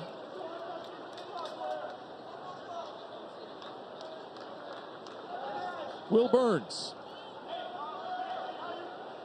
Well, Will Burns, one of the two freshmen in this lineup, he and Tracer Lopez, that were both reclassified from 23 graduate to 22 graduating class. So this is a guy that should still be playing spring baseball in high school. Of course, we saw the story from Max Coffer last night, the A&M catcher, same reclassification for him to be able to join the Aggies. But Tim Tadlock sent me a note last night and said, hey, we've got two of those guys.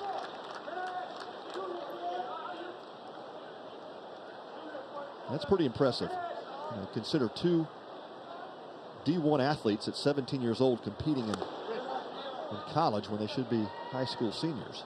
Well, this roster, this makeup of this roster for Texas Tech, and visiting with Tim Tadlock in batting practice on Thursday about how it's a variety of sorts. Transfers, young players, some veterans.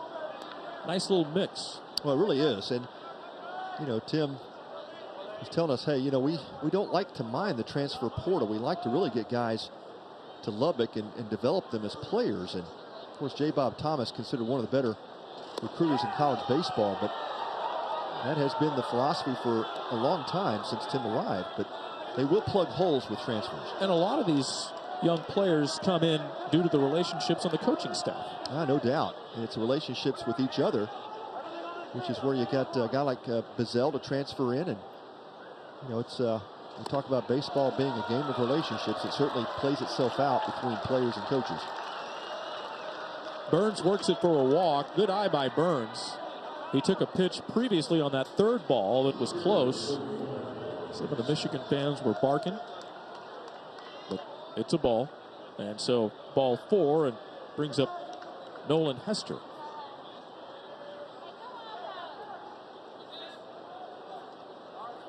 Hester, the walk. 0 for 2 officially. Good block by Sotre. Sotres has been active today, as has Dylan Maxey, catcher for Texas Tech. Well, Tech came into this tournament number 1 in the country in double plays turned, but doubles and sac flies, and they have certainly added to that production. Gage Harrelson with a couple of doubles already in the game.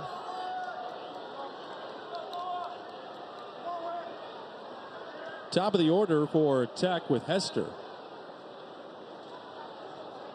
Burns the lead at first.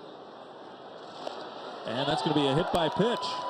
So a walk and a hit batter that put runners at first, second with 2 outs. Yeah, a couple of quick outs recorded by Renard by way of strikeout, but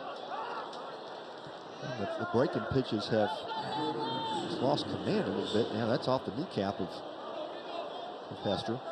That's a tough one to take off your knee. Ugh. And Hester didn't look like it fazed him a bit. Just flung that bat over to first, and the first base dugout, and took his base.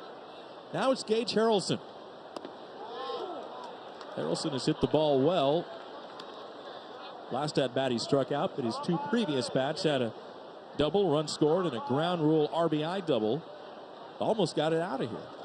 Hit the warning track and hop over the wall into the right field bullpen.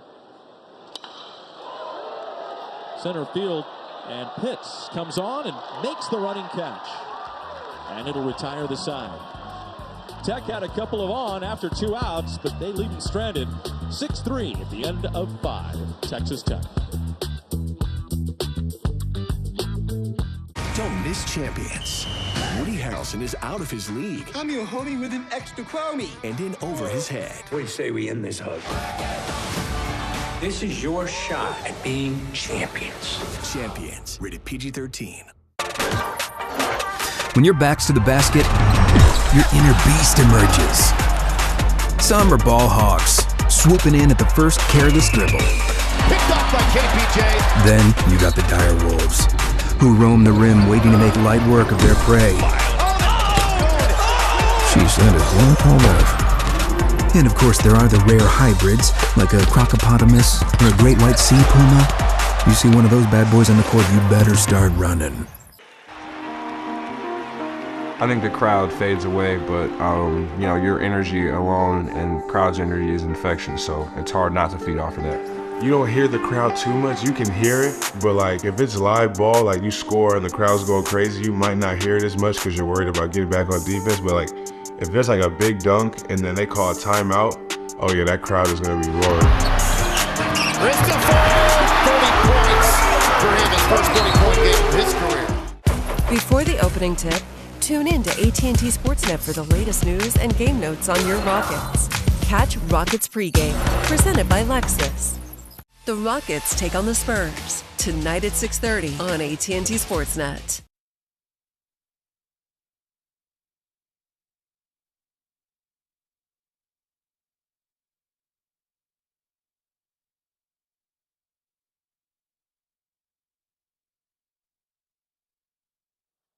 Welcome back to Minute Maid Park. And a look at Mason Molina, the starter for Texas Tech today. He has been lights out. About 9 strikeouts, only 1 walk, and gave up one of those unearned runs back in the third. It was a pop-up on the infield that went for a double. It should have been caught. Led to 3 runs, but outside of a couple of walks and a hit batter, he has been outstanding. Ted Burton leads off. Backhanded by the third baseman, Bazell. On to first. Good play. Burton runs well, and Bazell made a heck of a play. First out. And nice job by Kevin Bazell at third base, and to go to his right there and make a backhand play and threw that ball in the run. On that strong arm. The former catcher, actually still a backup catcher for Texas Tech, but you see the arm strength by Bazell, retiring that big first out here in the 6th. Molina still out there for the Red Raiders, starting pitcher. Yeah, 80 pitches, and you would expect third start for Molina. That Tim Tadlock may try to stretch him out to about 100 today. Foul territory, and this is going to reach the seats right there. Or just inside the net. First row, and actually gave it a chase. He's able to hold on to his beverage, too. Sign him up. That's always the priority, right? Don't lose your beer.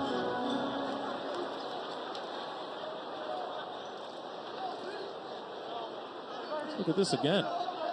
Maxey. And the fan. Oh, he bailed at the last second.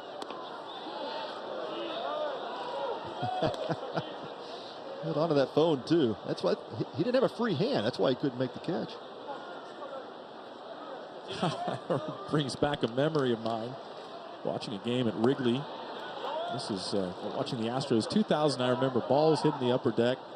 Foul ball, and there was a fan, had the beer, and I was in the lower deck there at Wrigley, and I could see him reach over the ledge with that beer and his hand out. Well, he grabbed the ball, but the beer went splashing down, and the fans got drenched. Saw it in slow motion. Molina has retired the first 2 in this 6th on a strikeout of Flores. An outstanding breaking ball today from Mason Molina. He's used it to record a number of those Ks.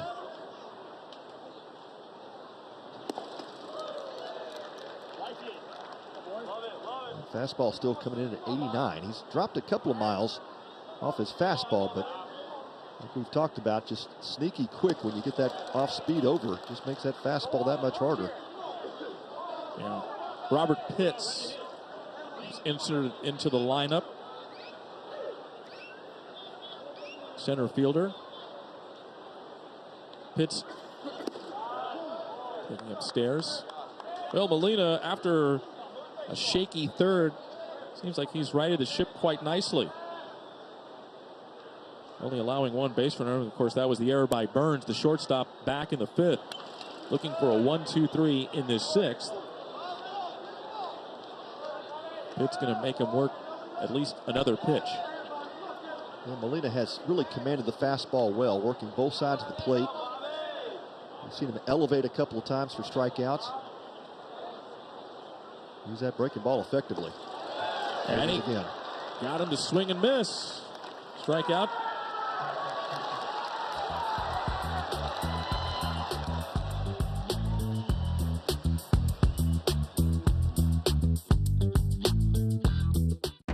Watch me. Watch me tumble, jump, and soar. When our squad is on point, we own the floor. Dazzling stunts and dances are my jam. Pain once caused issues, but they had a plan. A life-changing brace with no surgery to fear. Activity without limits, one more reason to cheer. Watch me. Industry-leading scoliosis treatment at Shriners Children's. The most amazing care anywhere. Watch me. Watch me tumble, jump, and soar. When our squad is on point, we own the floor. Dazzling stunts and dances are my jam. Pain once caused issues, but they had a plan. A life-changing brace with no surgery to fear. Activity without limits, one more reason to cheer. Watch me. Industry-leading scoliosis treatment at Shriners Children's. The most amazing care anywhere. I depend on my car, so I take care of it with parts from RockAuto.com. Everything I need to know is at Rock Auto. My car isn't rare, but when I fix it myself, it's special.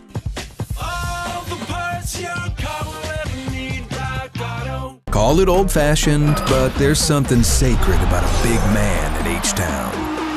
For the big-time dunk. Making holy art in the paint. Stop it! Oh, he showed it! I might be converting to Shingunism. Heading to the bottom of the 6th inning from Minute Maid Park. Shriners Children's College Classic.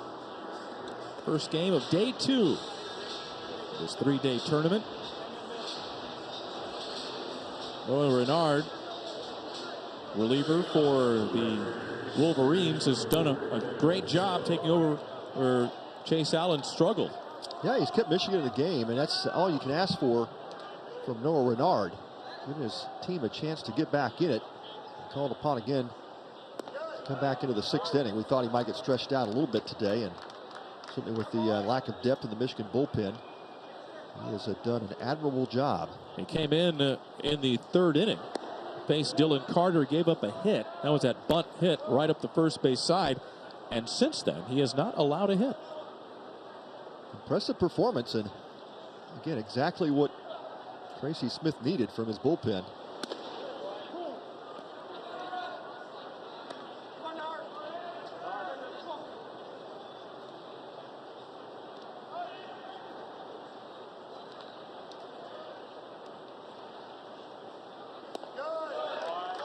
In for a strike. Bazell made that good play at 3rd base. In the 1st and 2nd innings, Bazell gave himself up, put the ball in play, and got a couple of RBI groundouts. Strikes out here for the first down in the bottom of the 6th. Yeah, a couple of nasty sliders from Renard.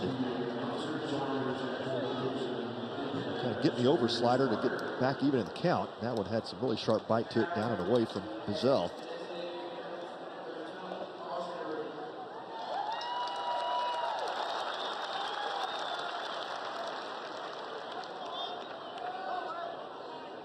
There's Austin Green.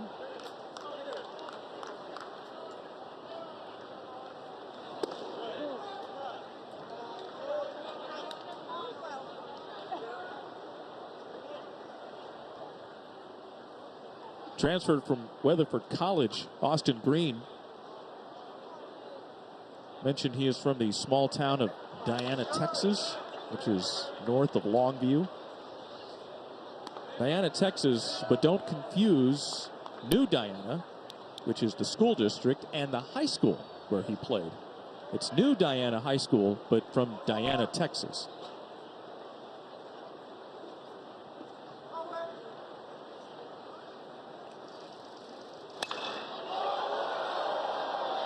Fly ball into right.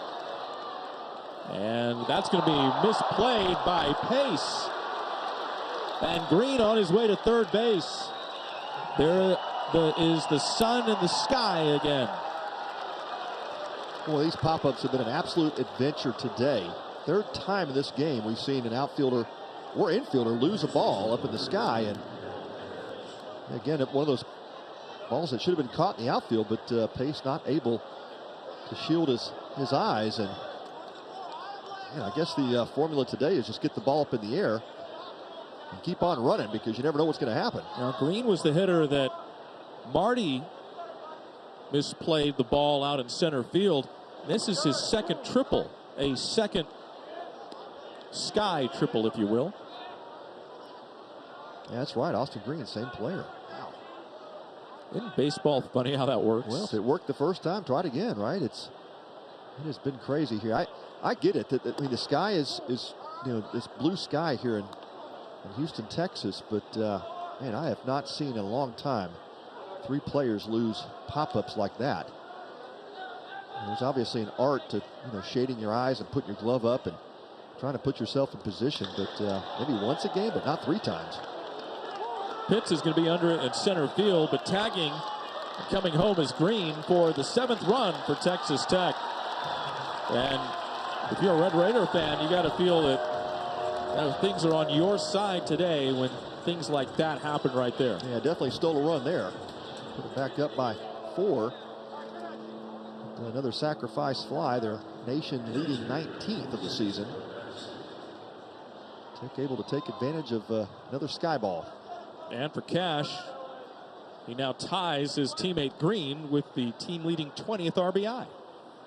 Green got one back in the first inning. Cash gets the sac fly, his 20th RBI. Driving home his teammate. 2 outs with no one on for the Red Raiders. Bottom of the 6th, Dylan Maxey.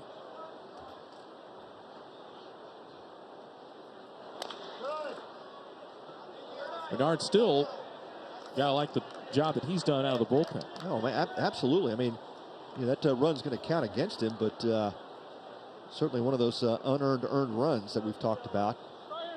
And in the box score, it looked like a line drive triple. Yeah, right. Center field. That's exactly right. Short hop by Voigt. Nice pick.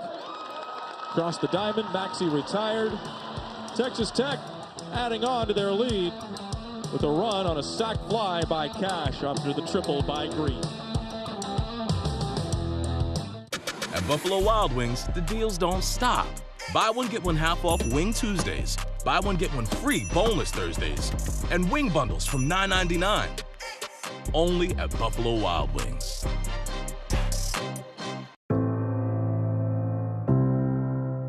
We're here today in Lubbock, Texas at Rube Griffin Park to welcome Caden, who is a former Shriners Children's patient out of Galveston, Texas. And we're giving him the tour of the facility. Where are you from? Well, I'm from Corpus. I'm a sophomore here at Texas Tech. When I was 13 years old, me and my dad were going to build a barbecue pit. Whenever I broke open that valve, that gas was coming out way too fast. Went to go shut it and it blew up right in front of me. They sent me to Galveston because they were the only ones that could handle a pediatric burn of that level. I spent 6 months, both ICU and recovery. Through that time, they gave me a second chance in life, is what Shriners did. A guy like Caden could pass on the blame to a lot of things about how his life's gone and what happened to him at a young age. And he's taking full responsibility for his day, and he's going to pursue his college degree. He's always a fun guy to be around and great sense of humor, so it's awesome having him around the team and facility. It doesn't matter the ability of the patient's parents to pay. We're going to take care of that child regardless, and that's what's number one with us. Shriners Children's has not only helped Caden to survive, but also to thrive in his life. Guns up!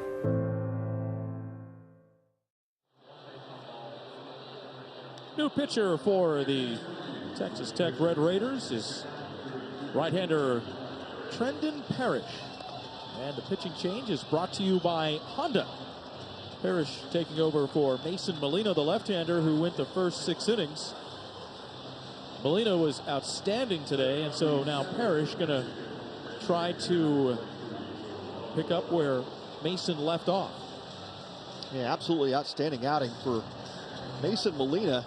After that last inning, Gerald, I saw him make a beeline to Matt Gardner, the pitching coach in the dugout. I bet that conversation went something like this: Coach, I feel really great. I could go another inning. Let me go. Matt Gardner said, I think we've already made our decision. Need to get some of these bullpen arms in there, and Trendon Parrish gets the call. Parrish will feature a sinking fastball, 89 to 93 miles an hour, slider, and a changeup. But he has been outstanding so far for the Red Raiders, and actually been called upon to close games. Not a close situation unless he finishes the last 3 innings here. And Longo, first pitch strike. Longo DH 0 for 2. Struck out swinging his last time up and rifles this one foul down the third base side. Parrish making his 3rd appearance this year. 7 2/3 innings under his belt. Giving up 9 hits, 5 strikeouts, a few walks, but pretty solid thus far with a 2.35 ERA. Sophomore, 6-foot right-hander, and the pitch. Lined into left. Hester reaches back and makes the catch right there at the warning track. Ball was hit well, but Longo retired for the first out in the top of the 7th. Yeah, right over the head of Nolan Hester. We talk about all the time, outfielders. It's the toughest ball that's headed right at you, just over your head. And you saw him make that turn. Had to turn his hips quickly towards that Crawford Field wall, and did a nice job of getting himself into position on that line drive. We talked about this yesterday about how the different dimensions here at Minute Maid Park play, especially that Crawford box, that left field wall with all the divots in the scoreboard, and sometimes it'll take a funny hop. And if you're not used to playing out there, it's tough. No doubt, it's one of those nuances that you know, most of these teams don't have to play with in their parks. I don't think there's any college stadiums that have that type of a scoreboard out there in left field. So they're all aware of it, but then again, when the ball's in the air and you're trying to track it, and if that ball does get to the wall, you know, how do you play it? How do you play the carom?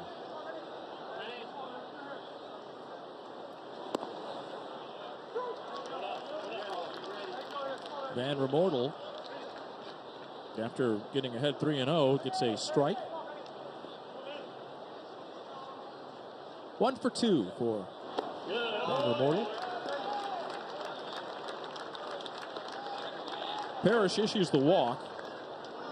It's just the 2nd walk issued by Red Raider pitching. Molina's 6 innings. He threw 91 pitches, 56 for strikes, 11 strikeouts. And really other than the 3rd inning, I thought he did very well. Yeah, had the 1 walk, 1 hit batter, so limited the free bases and really made Michigan work. They, of course, the Wolverines benefited in that 3rd inning with that pop-up that was dropped on the infield. They did take advantage of that one situation, but other than that, they have not been able to string together hits, and that's what they need now. You got a base runner, but you need many more to start stringing together some good swings. Yeah, we've seen 3 pop-ups dropped today. Normally you'd see that maybe once, several weeks in a season, but 3 in one game.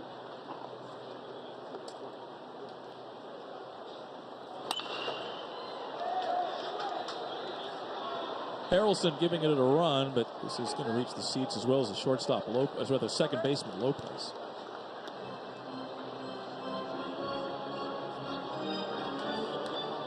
Of course, and we also talked about this yesterday, how different this ballpark plays when the roof is closed. I think that the roof is closed, they don't miss those balls. I think you're right, Gerald. It's much easier to track when that roof is closed here at Minute Maid. But you have to adjust to the elements, and you're going to hear coaches say, hey, there's no excuse if that ball's up in the air. You get near it, it needs to be caught. You learn how to shade your face with the glove, and of course, all of them are wearing sunglasses today with this bright sky, but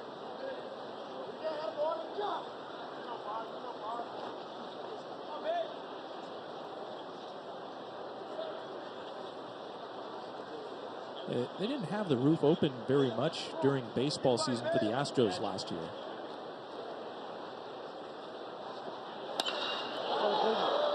Sending Carter, the center fielder, back. And Carter's going to be there.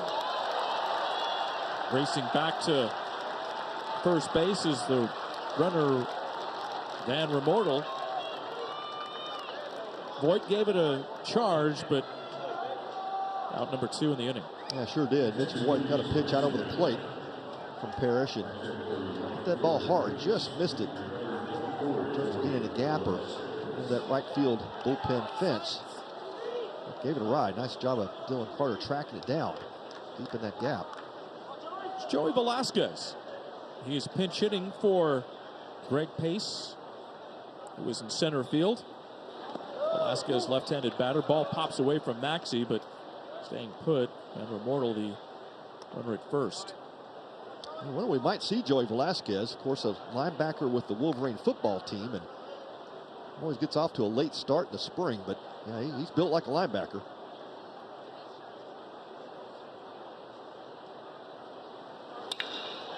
And he shoots this one to center field. Carter, he's there again. It's time for the fans to have their 7th inning stretch at Minute Maid. Hope you are as well at home. Texas Tech leading 7-3. What should we do? I'm going to CashNetUSA.com. I can apply in minutes, and if approved, we can have the money as soon as the same business day. Go to CashNetUSA.com to apply for the money you need. Call it old-fashioned, but there's something sacred about a big man at H-Town. For the big-time dunk. Man, finish. That force from above, down in buckets in the low block. Making holy art in the paint. Stop it! Oh, he showed it! Posting up and striking them down in the clouds with great vengeance. Şengün that time recovers and blocks the shot. I might be converting to Şengünism. The modern fan deserves modern solutions. No, not interdimensional teleportation, although that would be cool. I'm talking about watching your favorite teams everywhere, wherever you go. Make it happen with the AT&T Sportsnet mobile app and never miss a moment. Just download from iTunes or Google Play, log in with your TV provider account info, and it's go time. The AT&T Sportsnet mobile app, literally putting the game in your hands. And we'll look into that teleportation thing. Go beyond the court with Rockets All Access. Exclusive interviews, player features, and more. New episodes every Wednesday on AT&T Sportsnet. The Astros take on Venezuela. Wednesday at 4:30 on AT&T Sportsnet. Well, it has been an adventure in the outfield for both the Wolverines and the Red Raiders. Sunny days. Yeah. We've heard of the hazy days, but how about 3 baseballs getting lost in the blue sky here in Houston, Texas? It is made for a circus today whenever the ball has gone up in the air. We've had a couple of doubles in Atlanta that should have been caught, and now a triple. It's been an adventure here with those fly balls. New pitcher for the Wolverines, left-hander Walker Cleveland. Graduate student, 6'2", 75. Suwanee, Georgia native. Walker Cleveland. Cleveland making his 2nd appearance of the season. Threw 1 1/3 back on February 28th against UC Irvine. Got a pinch hitter for Texas Tech. It's Ty Coleman, and Coleman is hit by a pitch. First pitch delivered by Cleveland, and Coleman is going to go over to first base. Coleman was pinch hitting for Trace Lopez. As you see Walker Cleveland's number. This is just his 2nd appearance. A breaking ball that just gets away from Cleveland, and it's that back foot of Coleman. And the front foot. Well, 2nd hit batter for Tech. Cade McGarth is pinch running for Coleman.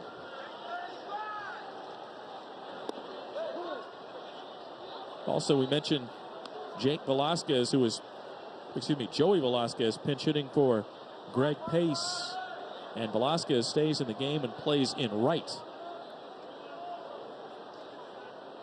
That's where Pace was playing.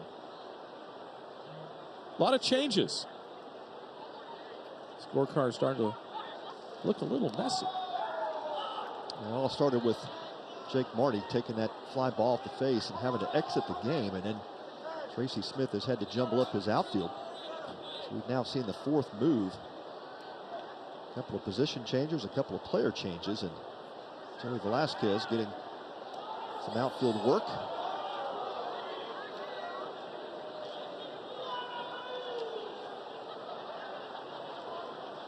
McGarth, the runner at first, pinch running for Coleman. Coleman was pinch hitting for Lopez. McGarth is a freshman. It's a strike to Carter. Carter had that bunt single. That was the first hit allowed by Renard. He came into the ballgame relieving Chase Allen for Michigan. And after that, wasn't until the triple by Green. And that's going to be a balk. Balk called by first base umpire Ron Teague. But Cleveland may have broken the plane with that knee. Well, maybe on a step. A pretty typical normal step for a lefty throwing to first, but Teague, umpire at first, saw it differently. Yeah, unless that knee crossed the rubber, I'm not sure if the step was out of order. But Carter bunting again, and Crawford makes the play, but Carter with the sacrifice bunt. Tell you what, Dylan Carter can bunt. Great situational hitter, and as you can see there, obviously handles the bat well when it comes to bunting. And the second time we've seen him lay down a bunt. The first time it worked out for a single. Infield's coming in for Michigan, trailing by 4 in the bottom of the 7th. They have 6 outs to play with, and they want to fall further behind. Tim Tadlock trying to put his team in a position to get that 8th run. Be a 5-run advantage, and it'd be big here if Will Burns can come through, get the ball to the outfield, or punch it through the infield.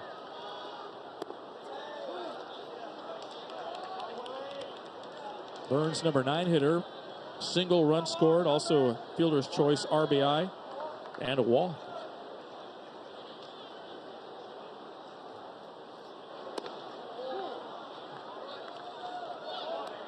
Walker Cleveland not giving in with fastballs, really trying to get Burns to chase something out of the zone. Good discipline by Will Burns.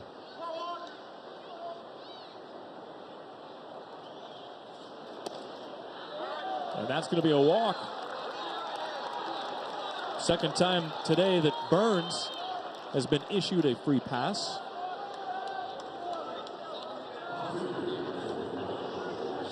That's 7 walks now by Michigan pitching. Well, to put the double play back in order, and you see the Michigan defense playing back up the middle. They'll play for 2, but awfully difficult with the left-handed hitting Hester with a ton of speed at the plate. He shows bunt. Comes up. Ball is outside. Well, I thought he might have offered at that. Took it back late. Thought so too. Doesn't look like the Wolverines going to check that call, but he started to offer at that. Puts it on the right side of the infield. This is going to get a run home. Hester. Sacrifice bunt. RBI brings home McGrath from third base. And there's that 8th run you were talking about, Pat. Yeah, you like these bunts though, don't you? Tim Tadlock bringing it back into vogue here. Yeah, second time in a row that Tech has executed, and executed it well to push across a couple of runs. The Red Raiders playing some small ball and really successful with it today.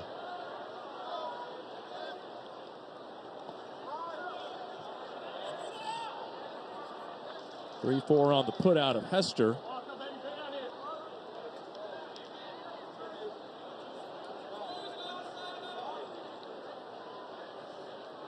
Texas Tech has been opportunistic. 8 runs on 8 hits today.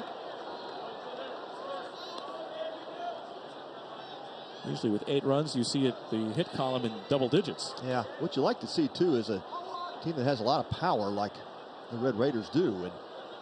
But to be able to execute those little things, get down sacrifice bunts, moving players around, you're sacrificing at bats when the infield is giving you the opportunity to score runs, and that's exactly what Kevin Bizzell did 2 innings in a row back in the first and second.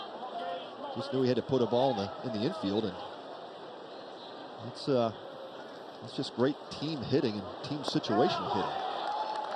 Harrelson goes after a pitch outside the strike zone, but the Red Raiders add on another run. And the ball never left the infield. Opportunistic for Texas Tech as they lead by 5. You know, I was just really impressed because they have every vehicle sitting out on the floor. One of the things that's the most frustrating about looking at a new car is playing with all the interior technology. Well, they have it all plugged in, so you can just sit in there and play all day long and get to learn and get to know about the vehicle you might be purchasing. They take very good care of you. That's right, I definitely drive a Sewell. Discover our wide variety of new and certified pre-owned vehicles at Mercedes-Benz of West Houston. Wise men say only fools rush in, but I can't help falling in love with you.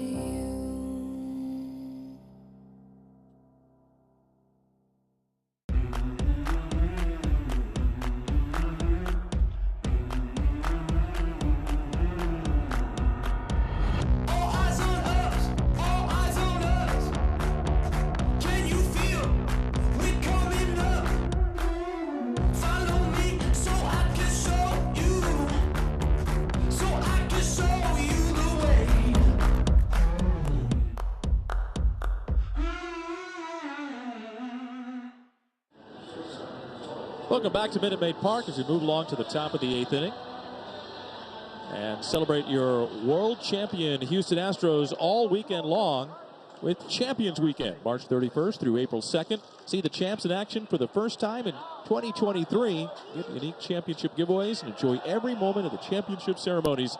Go to astros.com/promotions for tickets.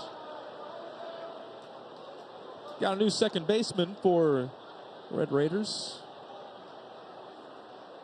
McGrath, Cade McGrath, who came on as a pinch runner, now at second base, and Parrish against Jeffers, and that's going to be a hit by pitch. Breaking ball just got away from him.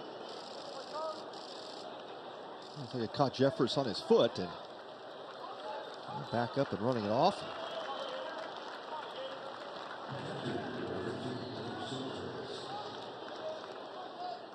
That's pretty painful if it hits on the top of the shoe. It looks like it clipped off the side of his foot. Oh, it may have got right on top. Yeah, that hurts. Might be a little blue for Big Blue. A little sore. Yep. Black and blue maybe, but Amara. So Trace takes a strike. The Wolverines already down a couple of players, outfielders that went down. Sure don't need to lose Jeffress.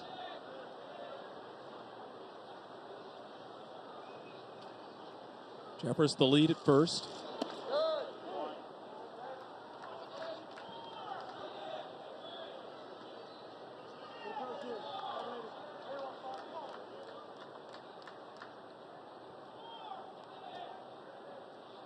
One on the way.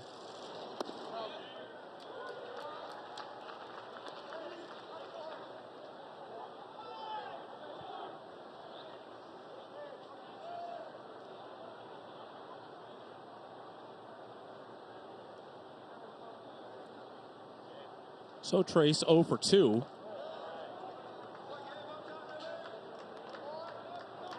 Evens the count at 2-2.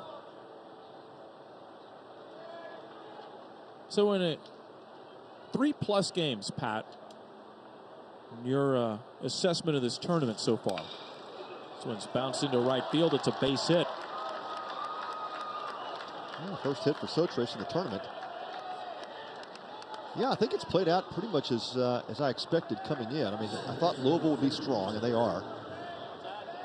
I thought TCU's lineup, because I'd seen them before, would be strong. And, of course, I'm looking forward to this afternoon's game with those two teams paired up. I think Texas Tech, I mean, they're a solid team. They always are with Tim Tadlock. It's just they're young. A lot of fresh faces. It's going to take a while for the pieces to come together for the Red Raiders. But, and I say that when they came into the tournament 10-0. But again, I think as you get into conference play, typically older teams win. And this is just a young team that certainly has a chance to overachieve. And I would say early in the season, they already have. Shortstop flips to second for one on to first. Only getting the out at second base. Burns to McGarth. There's an awful lot of talent on this Red Raider roster. We're seeing it played out already.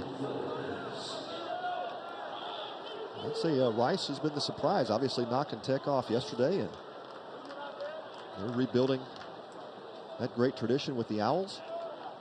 And A&M has just been slow out of the gate.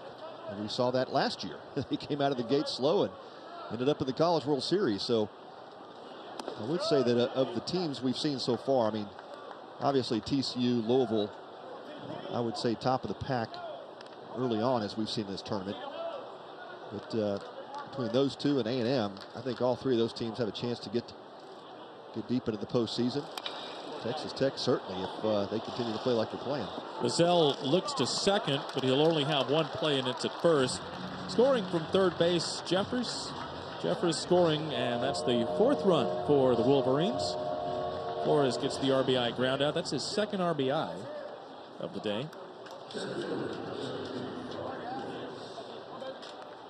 And the thing you look at with Texas Tech is obviously they're trying to replace a number of starters off their team, and 41 starts that they're trying to replace.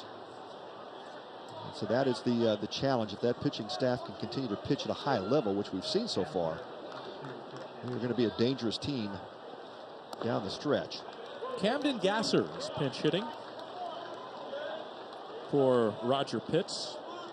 4 players have now occupied the number 5 spot for Michigan today. Camden Gasser is that 4th player.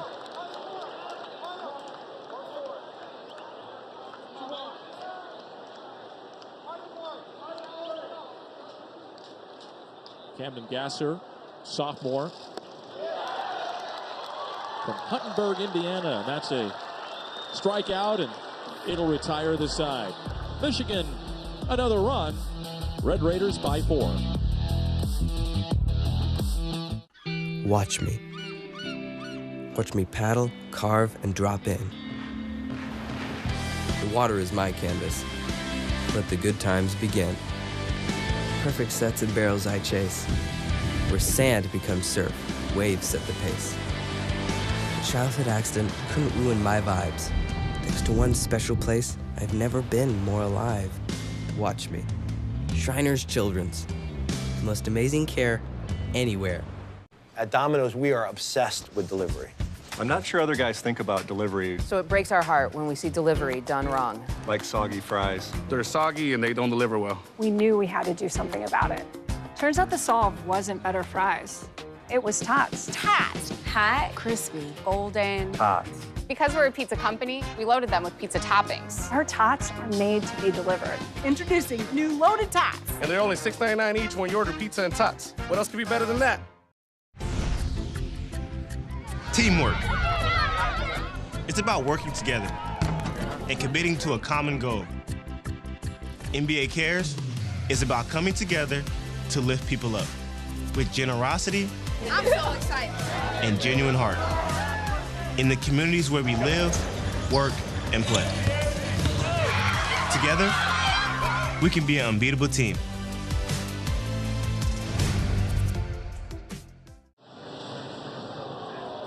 Help us reach our goals. Go to collegeclassic.org and donate. Trying to exceed our goal. We did it last year. Shoot for it again. Currently, we're technically at 14%, but got a long way to go. first game of this triple header day, day 2. Kevin Bizzell leads off the bottom of the 8th. Walker Cleveland, left-hander who came on last inning. First pitch strike called. How about our 4th player to man center field for the Wolverines? Jonathan Kim out in center now. Gerald, I haven't seen my scorecard so jumbled up in the outfield in a long time. That's a lot of changes, but again, you know, it's just a difficult day for Tracy Smith's Michigan lineup.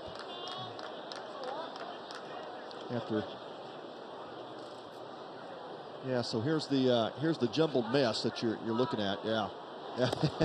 So, yeah, a lot of changes, but we're keeping up with them in the booth. It's just I feel bad for Tracy Smith after losing Jake Marty in center field, and it's just been a bit of a circus out there. Bizzell into right field and slipping. Velasquez, that's going to go to the wall. Bizzell rounding second on his way to third. And they're going to rule that a triple. Wow. Second time today, and right field has given up a triple. This time, Joey Velasquez. A hard hit ball by Bizzell. And that ball was struck well. He barrels it up, but yeah, just lost his footing. Out in right field. And ball that should have been caught. Second one today that now goes for a 3-bagger for the Red Raiders.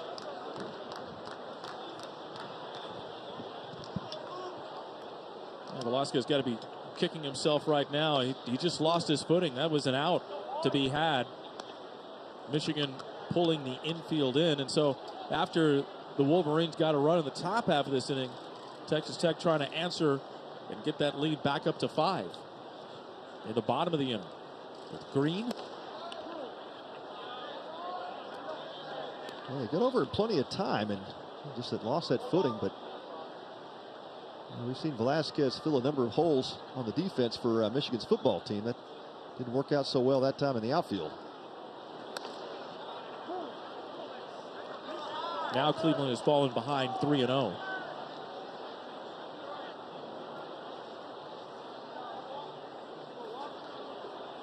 Can't give good hitting teams like Texas Tech extra outs.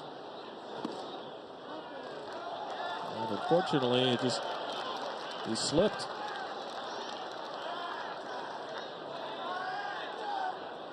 Let's see what Tim Tadlock dials up again here. First and third situation, no outs. Will he go to the butt? I don't think so. Not with Gavin Cash. Yeah, Cash can really knock the ball all over this place.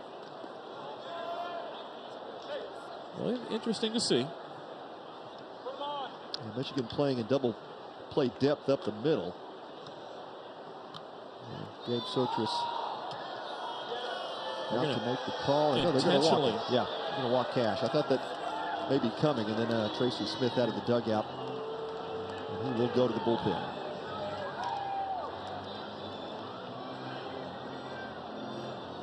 With the college rule change a number of years ago, you can walk a hitter without having to pitch to him. That's exactly what Michigan has done. Giving Cash the free bases to load him. And now the pitching change.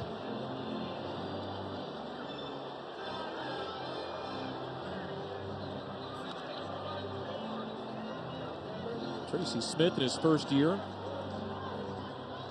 New pitcher when we come back. Rest of the bottom of the 8th. Texas Tech leading 8-4. We've all made winter plans we never planned on missing, like Brett and his cheese fondue, or Ava, who picked this month's must-read before a better choice came up.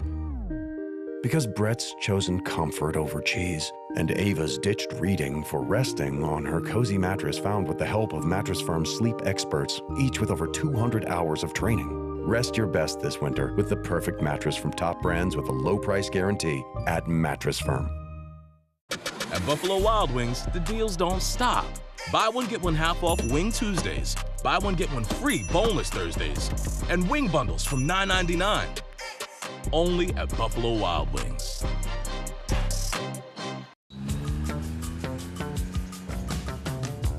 Well, we're waiting.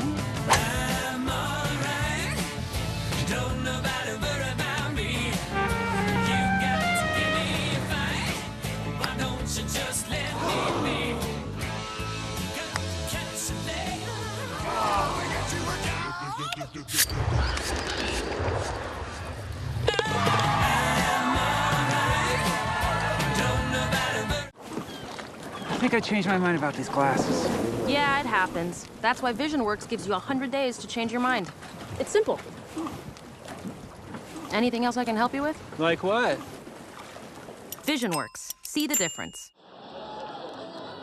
This pitching change is brought to you by Honda, and that is right-hander Eamon Horwedel, 6-foot graduate. He's a local product from Ann Arbor. Yeah, transfer from Ohio University, and Horwedel was 2-1 with a 3.8 in 10 appearances last year for the Bobcats, and now makes his third appearance for the Wolverines. 2 1/3 innings under his belt. He's given up 6 hits, so he's got to beat around a little bit with that low 3/4 slot delivery, and see how he fares with bases loaded here in relief of Walker Cleveland. It all started with that triple that Bizzell hit. Velasquez slipped out in right field. There's Velasquez.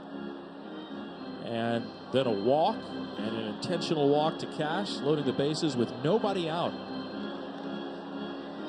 Michigan's infield is playing in, so thought they might play back for the double play, but they're going to play in to try to cut this run off if Maxey hits it on the infield. Weddle gets the swing, drops down, sidearm delivery. That ball got underneath Gabe Sotris, the Michigan catcher. That kind of caught him. Eric Gaucher giving him some time to shake that off.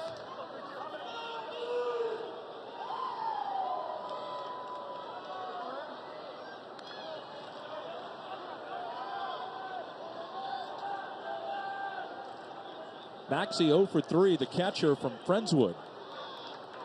Made that outstanding play at the plate back in the 3rd inning.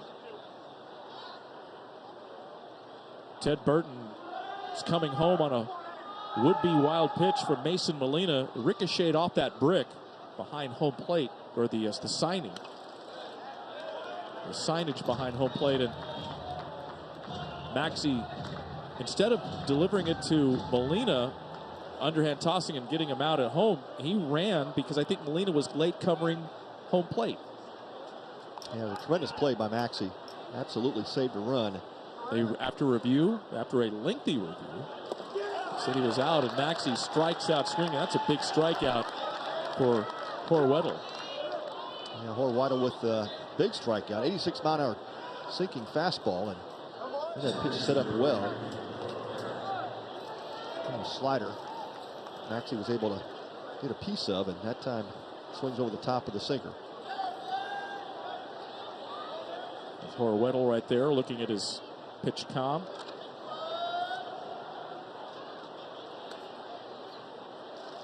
Gabe McGarr, the second baseman.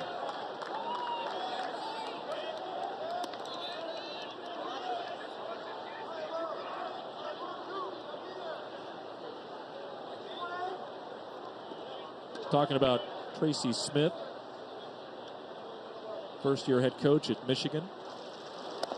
You know, Pat, he was drafted in the 38th round back in 1988. Ah, my draft year. Exactly.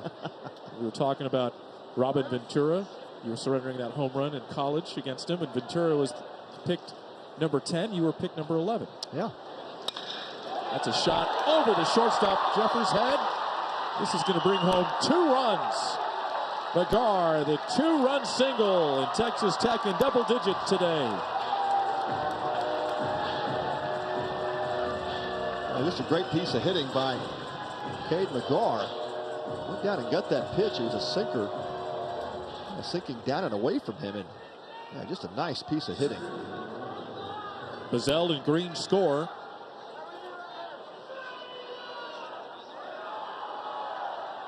Cash at second base and McGarr at first. Dylan Carter. Weddle's pitch swung on and missed. And I was looking at that 88 draft, and you got to go all the way to the very last round. 63, I believe. Drafted Mike Piazza. Yeah, that's amazing. That was an amazing because there's a shot off of Weddle, and Carter is going to be safe over at first base. The bases are loaded with Cash and McGraw advancing on the infield single by Carter. It's Carter, that's his second infield single. He had that bunt hit up the first base side in the third inning. This ball was struck hard off the bat of Carter and right back up the box. Weddle not able to field it, and after he corralled it, the ball had kicked off pretty hard towards third baseline. Another bases loaded situation for Tech. Burns, and that's a foul ball. And of course, Tommy Lasorda drafted Mike Piazza as a favor to Mike Piazza's father. That's right. There's a family connection there. Not the career that Piazza put together. Hall of Fame. Yeah, latest draft player ever to make it to the Hall of Fame.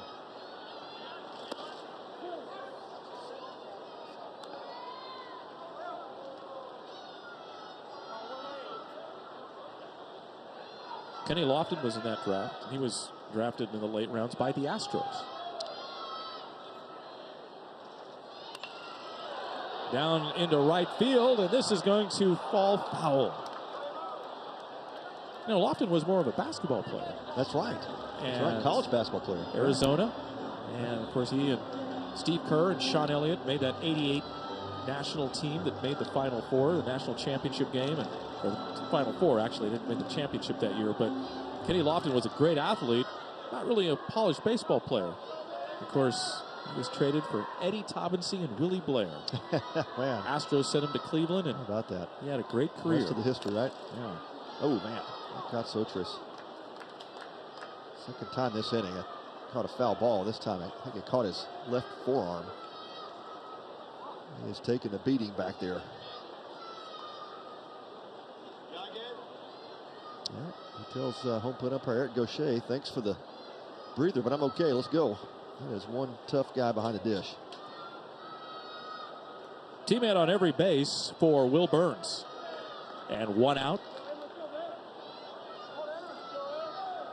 Red Raiders already up by 6, looking to add to their lead.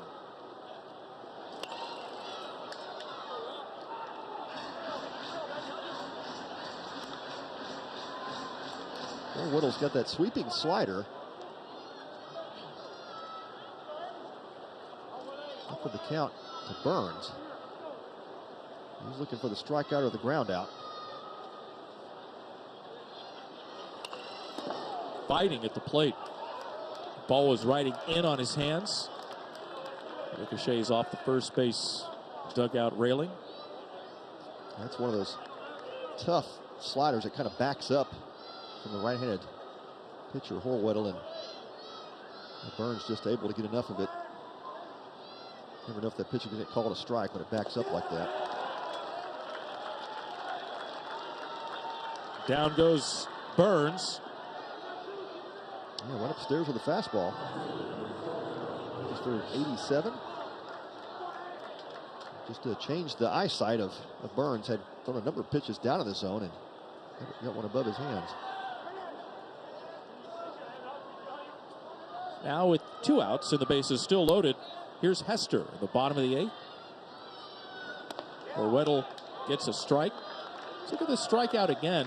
Talking about changing the eye level. Yeah, nicely executed. You can see Sotris line up inside, wanted that ball up and in, and well executed by Weddle.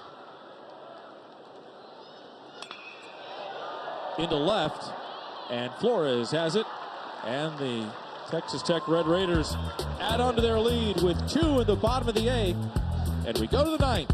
Texas Tech up by 6. Oh, I need new wipers. RockAuto.com. That was easy. That was fast.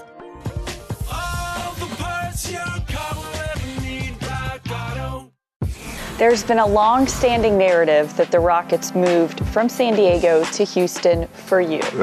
What are your thoughts on that? Well, that is true. That I know when Wayne Delliston and when they put a group together, they said, "We're doing this for you, Elvin." They were giving the Padres everything they wanted, and for Mr. Breitbart, they did not give him parking or do anything for the arena out there. And so he felt that, hey, if you're not going to do anything for me, then I'm going to sell the team. And just so happened, the group from Houston, they were ready. He called me and he said, "Elvin, do you want to go back to Houston?" And it ended up being a great deal for me, you know, for the Rockets coming from San Diego to Houston.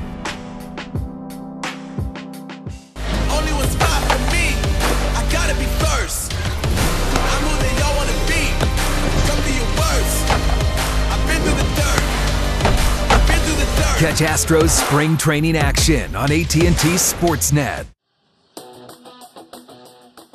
Back to action here at Minute Maid Park. We go to the ninth inning, and it has been Texas Tech today after losing to Rice 3-2 yesterday. They've come back and put a 10th spot on the board against Michigan. Yeah, they've taken out some offensive frustrations today on this Michigan pitching staff. And good job by Tech to come out of the gate quickly, scored a couple of runs in the first, added 3 in the second, and they just continually padded their lead as this game has gone on. Michigan made it a little bit interesting, scoring 1 in the 8th. Make it a 8-4 game, and Red Raiders had 2 more in the bottom half of the inning. Longo drives the base hit down the left field side, and this is going to kick into the corner. Longo is going to go to second base, and he'll stand with a double to lead off the top of the ninth inning for the Wolverines. They're not going down quietly, are they? Yeah, nice job by Joe Longo to come up and just expecting first pitch fastball, gets it, drives it down to that corner, and there's that crazy carom you've been talking about, Gerald. Nolan Hester had to run quickly over to his right after that ball kicked off that left field wall.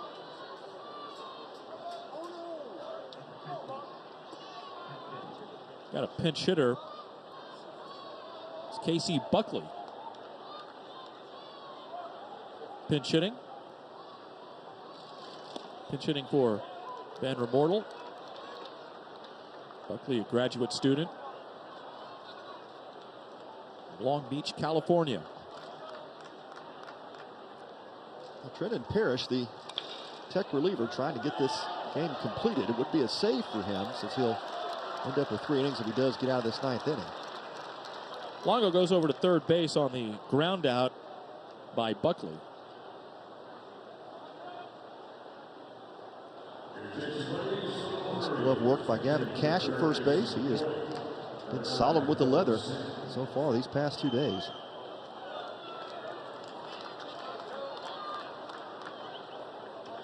Dylan Stanton is going to pinch hit for Mitch Voigt. Tracy Smith getting some ball players in.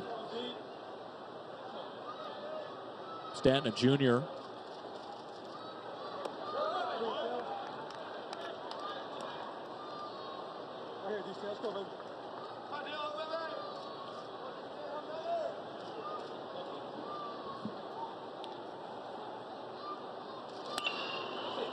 Into right field, and coming on to make the running catch is Harrelson.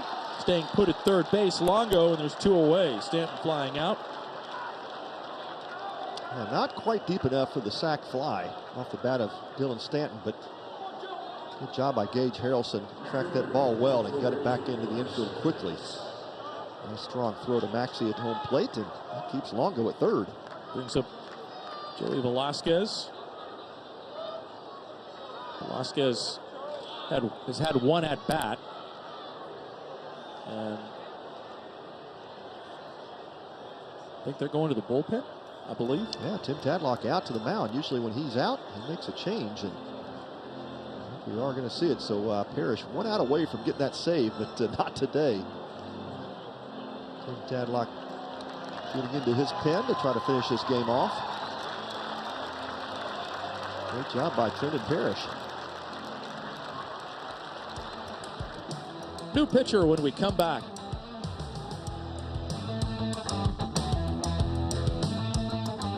When you see Wendy's Square Hamburger, you know you're getting the best. Guess who else knows that? Reggie Miller. I got 5 burgers coming up. Heard ya. Hamburgers, Willie. Hamburgers. Hamburgers, Willie? No. Okay. When you want a hamburger worth celebrating, Where's the beef? I think I changed my mind about these glasses. Yeah, it happens. That's why VisionWorks gives you 100 days to change your mind. It's simple. Anything else I can help you with? Like what? VisionWorks. See the difference. Moderate to severe eczema still disrupts my skin. Despite treatment, it disrupts my skin with itch. It disrupts my skin with rash. But now, I can disrupt eczema with Rinvoq. Rinvoq is not a steroid, topical, or injection. It's one pill once a day. Many taking Rinvoq saw clear or almost clear skin, while some saw up to 100% clear skin. And they felt dramatic and fast itch relief, some as early as 2 days. That's Rinvoq Relief. Rinvoq can lower your ability to fight infections, including TB, serious infections and blood clots, some fatal, cancers, including lymphoma and skin cancer. Death, heart attack, stroke, and tears in the stomach or intestines occurred. People 50 and older with at least one heart disease risk factor have higher risks. Don't take if allergic to Rinvoq, as serious reactions can occur. Tell your doctor if you are or may become pregnant. Disrupt the itch and rash of eczema. Talk to your doctor about Rinvoq. Learn how AbbVie can help you save. With 1 out to go in this ball game, Tim Tadlock goes to the bullpen, presented by Honda, and goes with freshman right-hander Zane Petty. Petty will face Joey Velasquez with the runner at third base. Petty making his 3rd appearance of the season. Petty is from Corsicana. Yeah, a true freshman that Matt Gardner, Tim Tadlock are really high on. This young freshman arm making his 3rd appearance of the season. Gave up a run on a couple of hits against Air Force just a few days ago. Trenton Parrish, runner at third, is his responsibility through 35 pitches, 2 2/3 inning. So it's Velasquez trying to keep this game alive for Michigan. Texas Tech trying to get their 11th win against 1 loss of the season, and a hit batter. First pitch, Petty against Velasquez. That was right in his back. There's a fastball that gets away from Petty and just drilled Velasquez. Jeffress now will be the hitter. Let's look at that again. Right. Oh, just man. below the 4. Yep. Either a kidney or rib shot. Either way, it doesn't feel good. You never want to be hit by a ball, but if you are going to be hit, you want it to be a breaking pitch. Yeah. Maybe a knuckleball. A couple of overthrown fastballs possibly from Petty.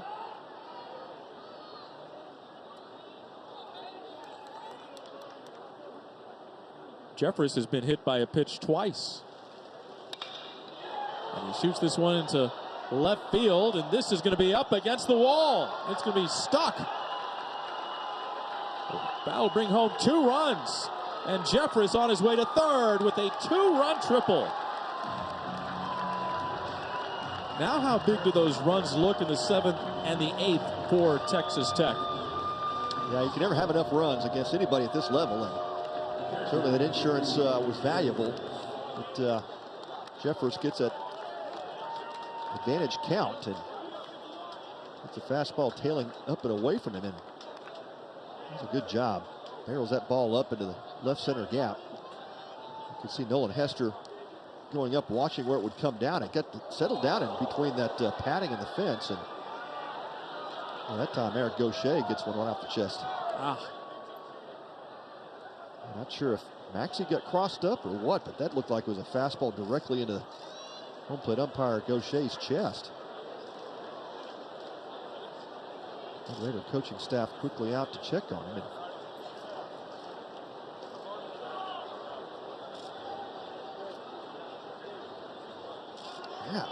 Not even a glove on it. Well, Maxey just didn't see it or what? Pat, this has been a strange game. I'm telling you. All the pop-ups that we have been lost in the sky, and now you don't often see a fastball just gets completely whiffed on, but Gaucher with a couple of deep breaths. Of course, he's got a chest protector on, but that you still feel that. 94-mile-an-hour fastball.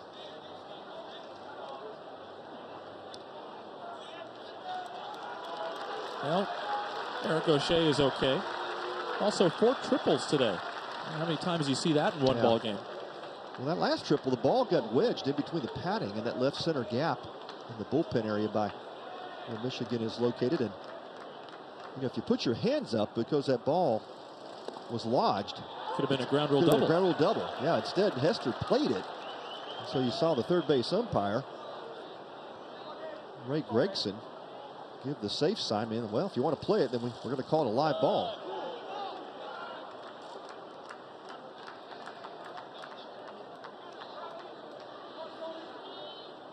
Well, Jeffress is at third base. If Sotrace can get on here, then Michigan thinks, well, we can get our tying run to the plate. Ball gets away from the catcher, Maxey, and sliding in safely is Jeffress. Well, that is the second cross-up in this at-bat. Maxey did not react to that breaking ball, and you just wonder, does Petty get the same signs from the dugout? But you can see he was going up for a fastball. That ball drops. It was a breaking pitch, obviously, and yeah, a couple of cross-ups, and could this game get any more weird? And they're going to rule that a pass ball. That's a tough one. Yeah. You don't know who was on the right page, either Maxey or Petty, but second time in the same at bat. And at this point, Eric Gaucher's like, boys, can we get the pitch comm thing figured out before I get knocked around again?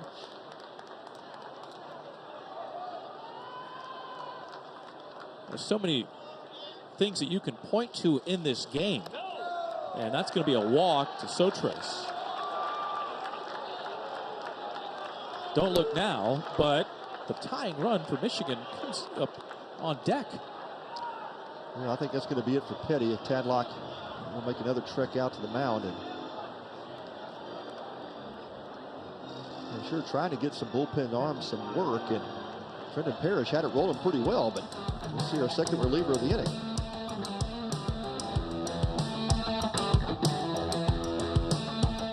A new car loses about 10% of its value the minute you drive off the lot.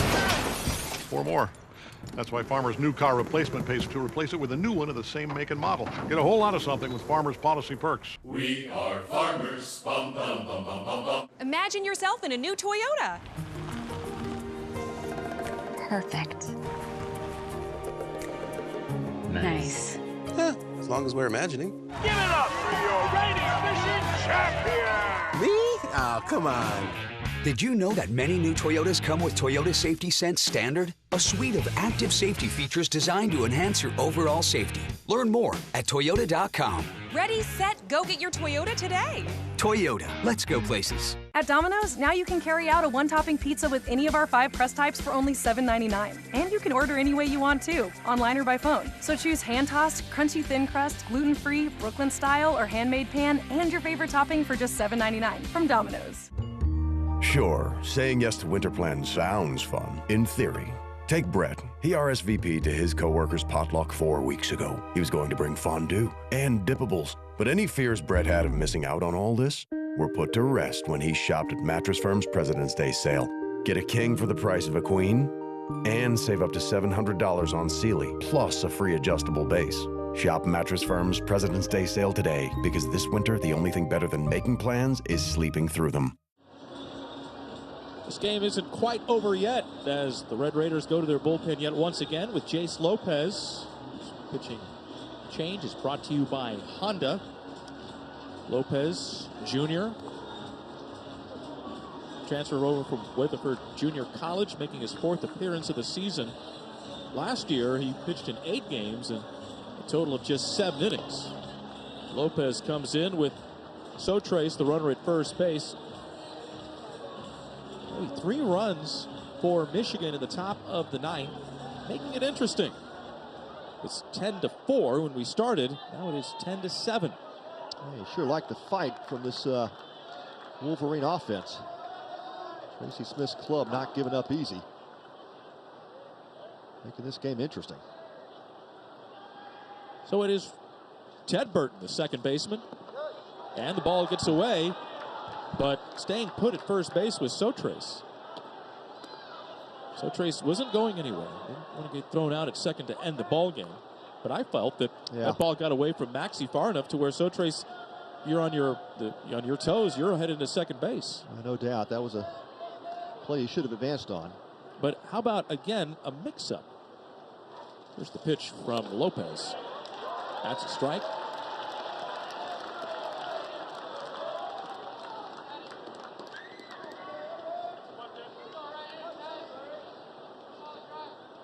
Burton today, 2-run single back in the 3rd inning.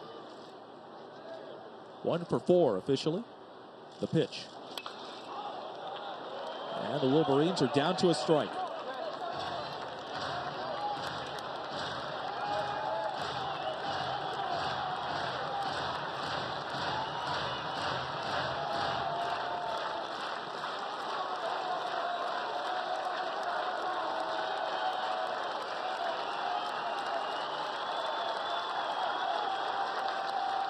One-two on the way.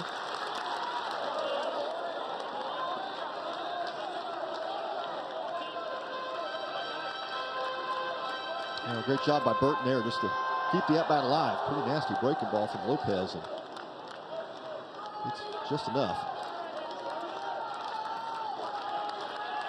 Jace Lopez, pitcher number 4 for Tim Tadlock and the Texas Tech Red Raiders. Sotrace, the lead at first, swung on and missed, and that's the ball game.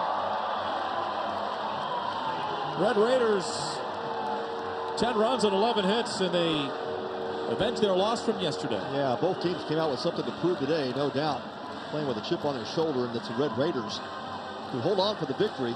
Great job by their offense to put up 10 runs on the board and listen up with their pitching, but Mason Lena was lights out for them in the starting role, and Michigan with a little fight at the end. Good for Tracy Smith's club to make it interesting, but a big win for Texas Tech today to get back on the winning side of things. What a ball game today. A little different, but it was a fun one to call, Pat. So for Pat Combs, I'm Gerald Sanchez saying so long from Houston. The final score, Texas Tech 10, Michigan 7. Stay tuned. Coming up, game 2. Number 14, Louisville against number 10, TCU.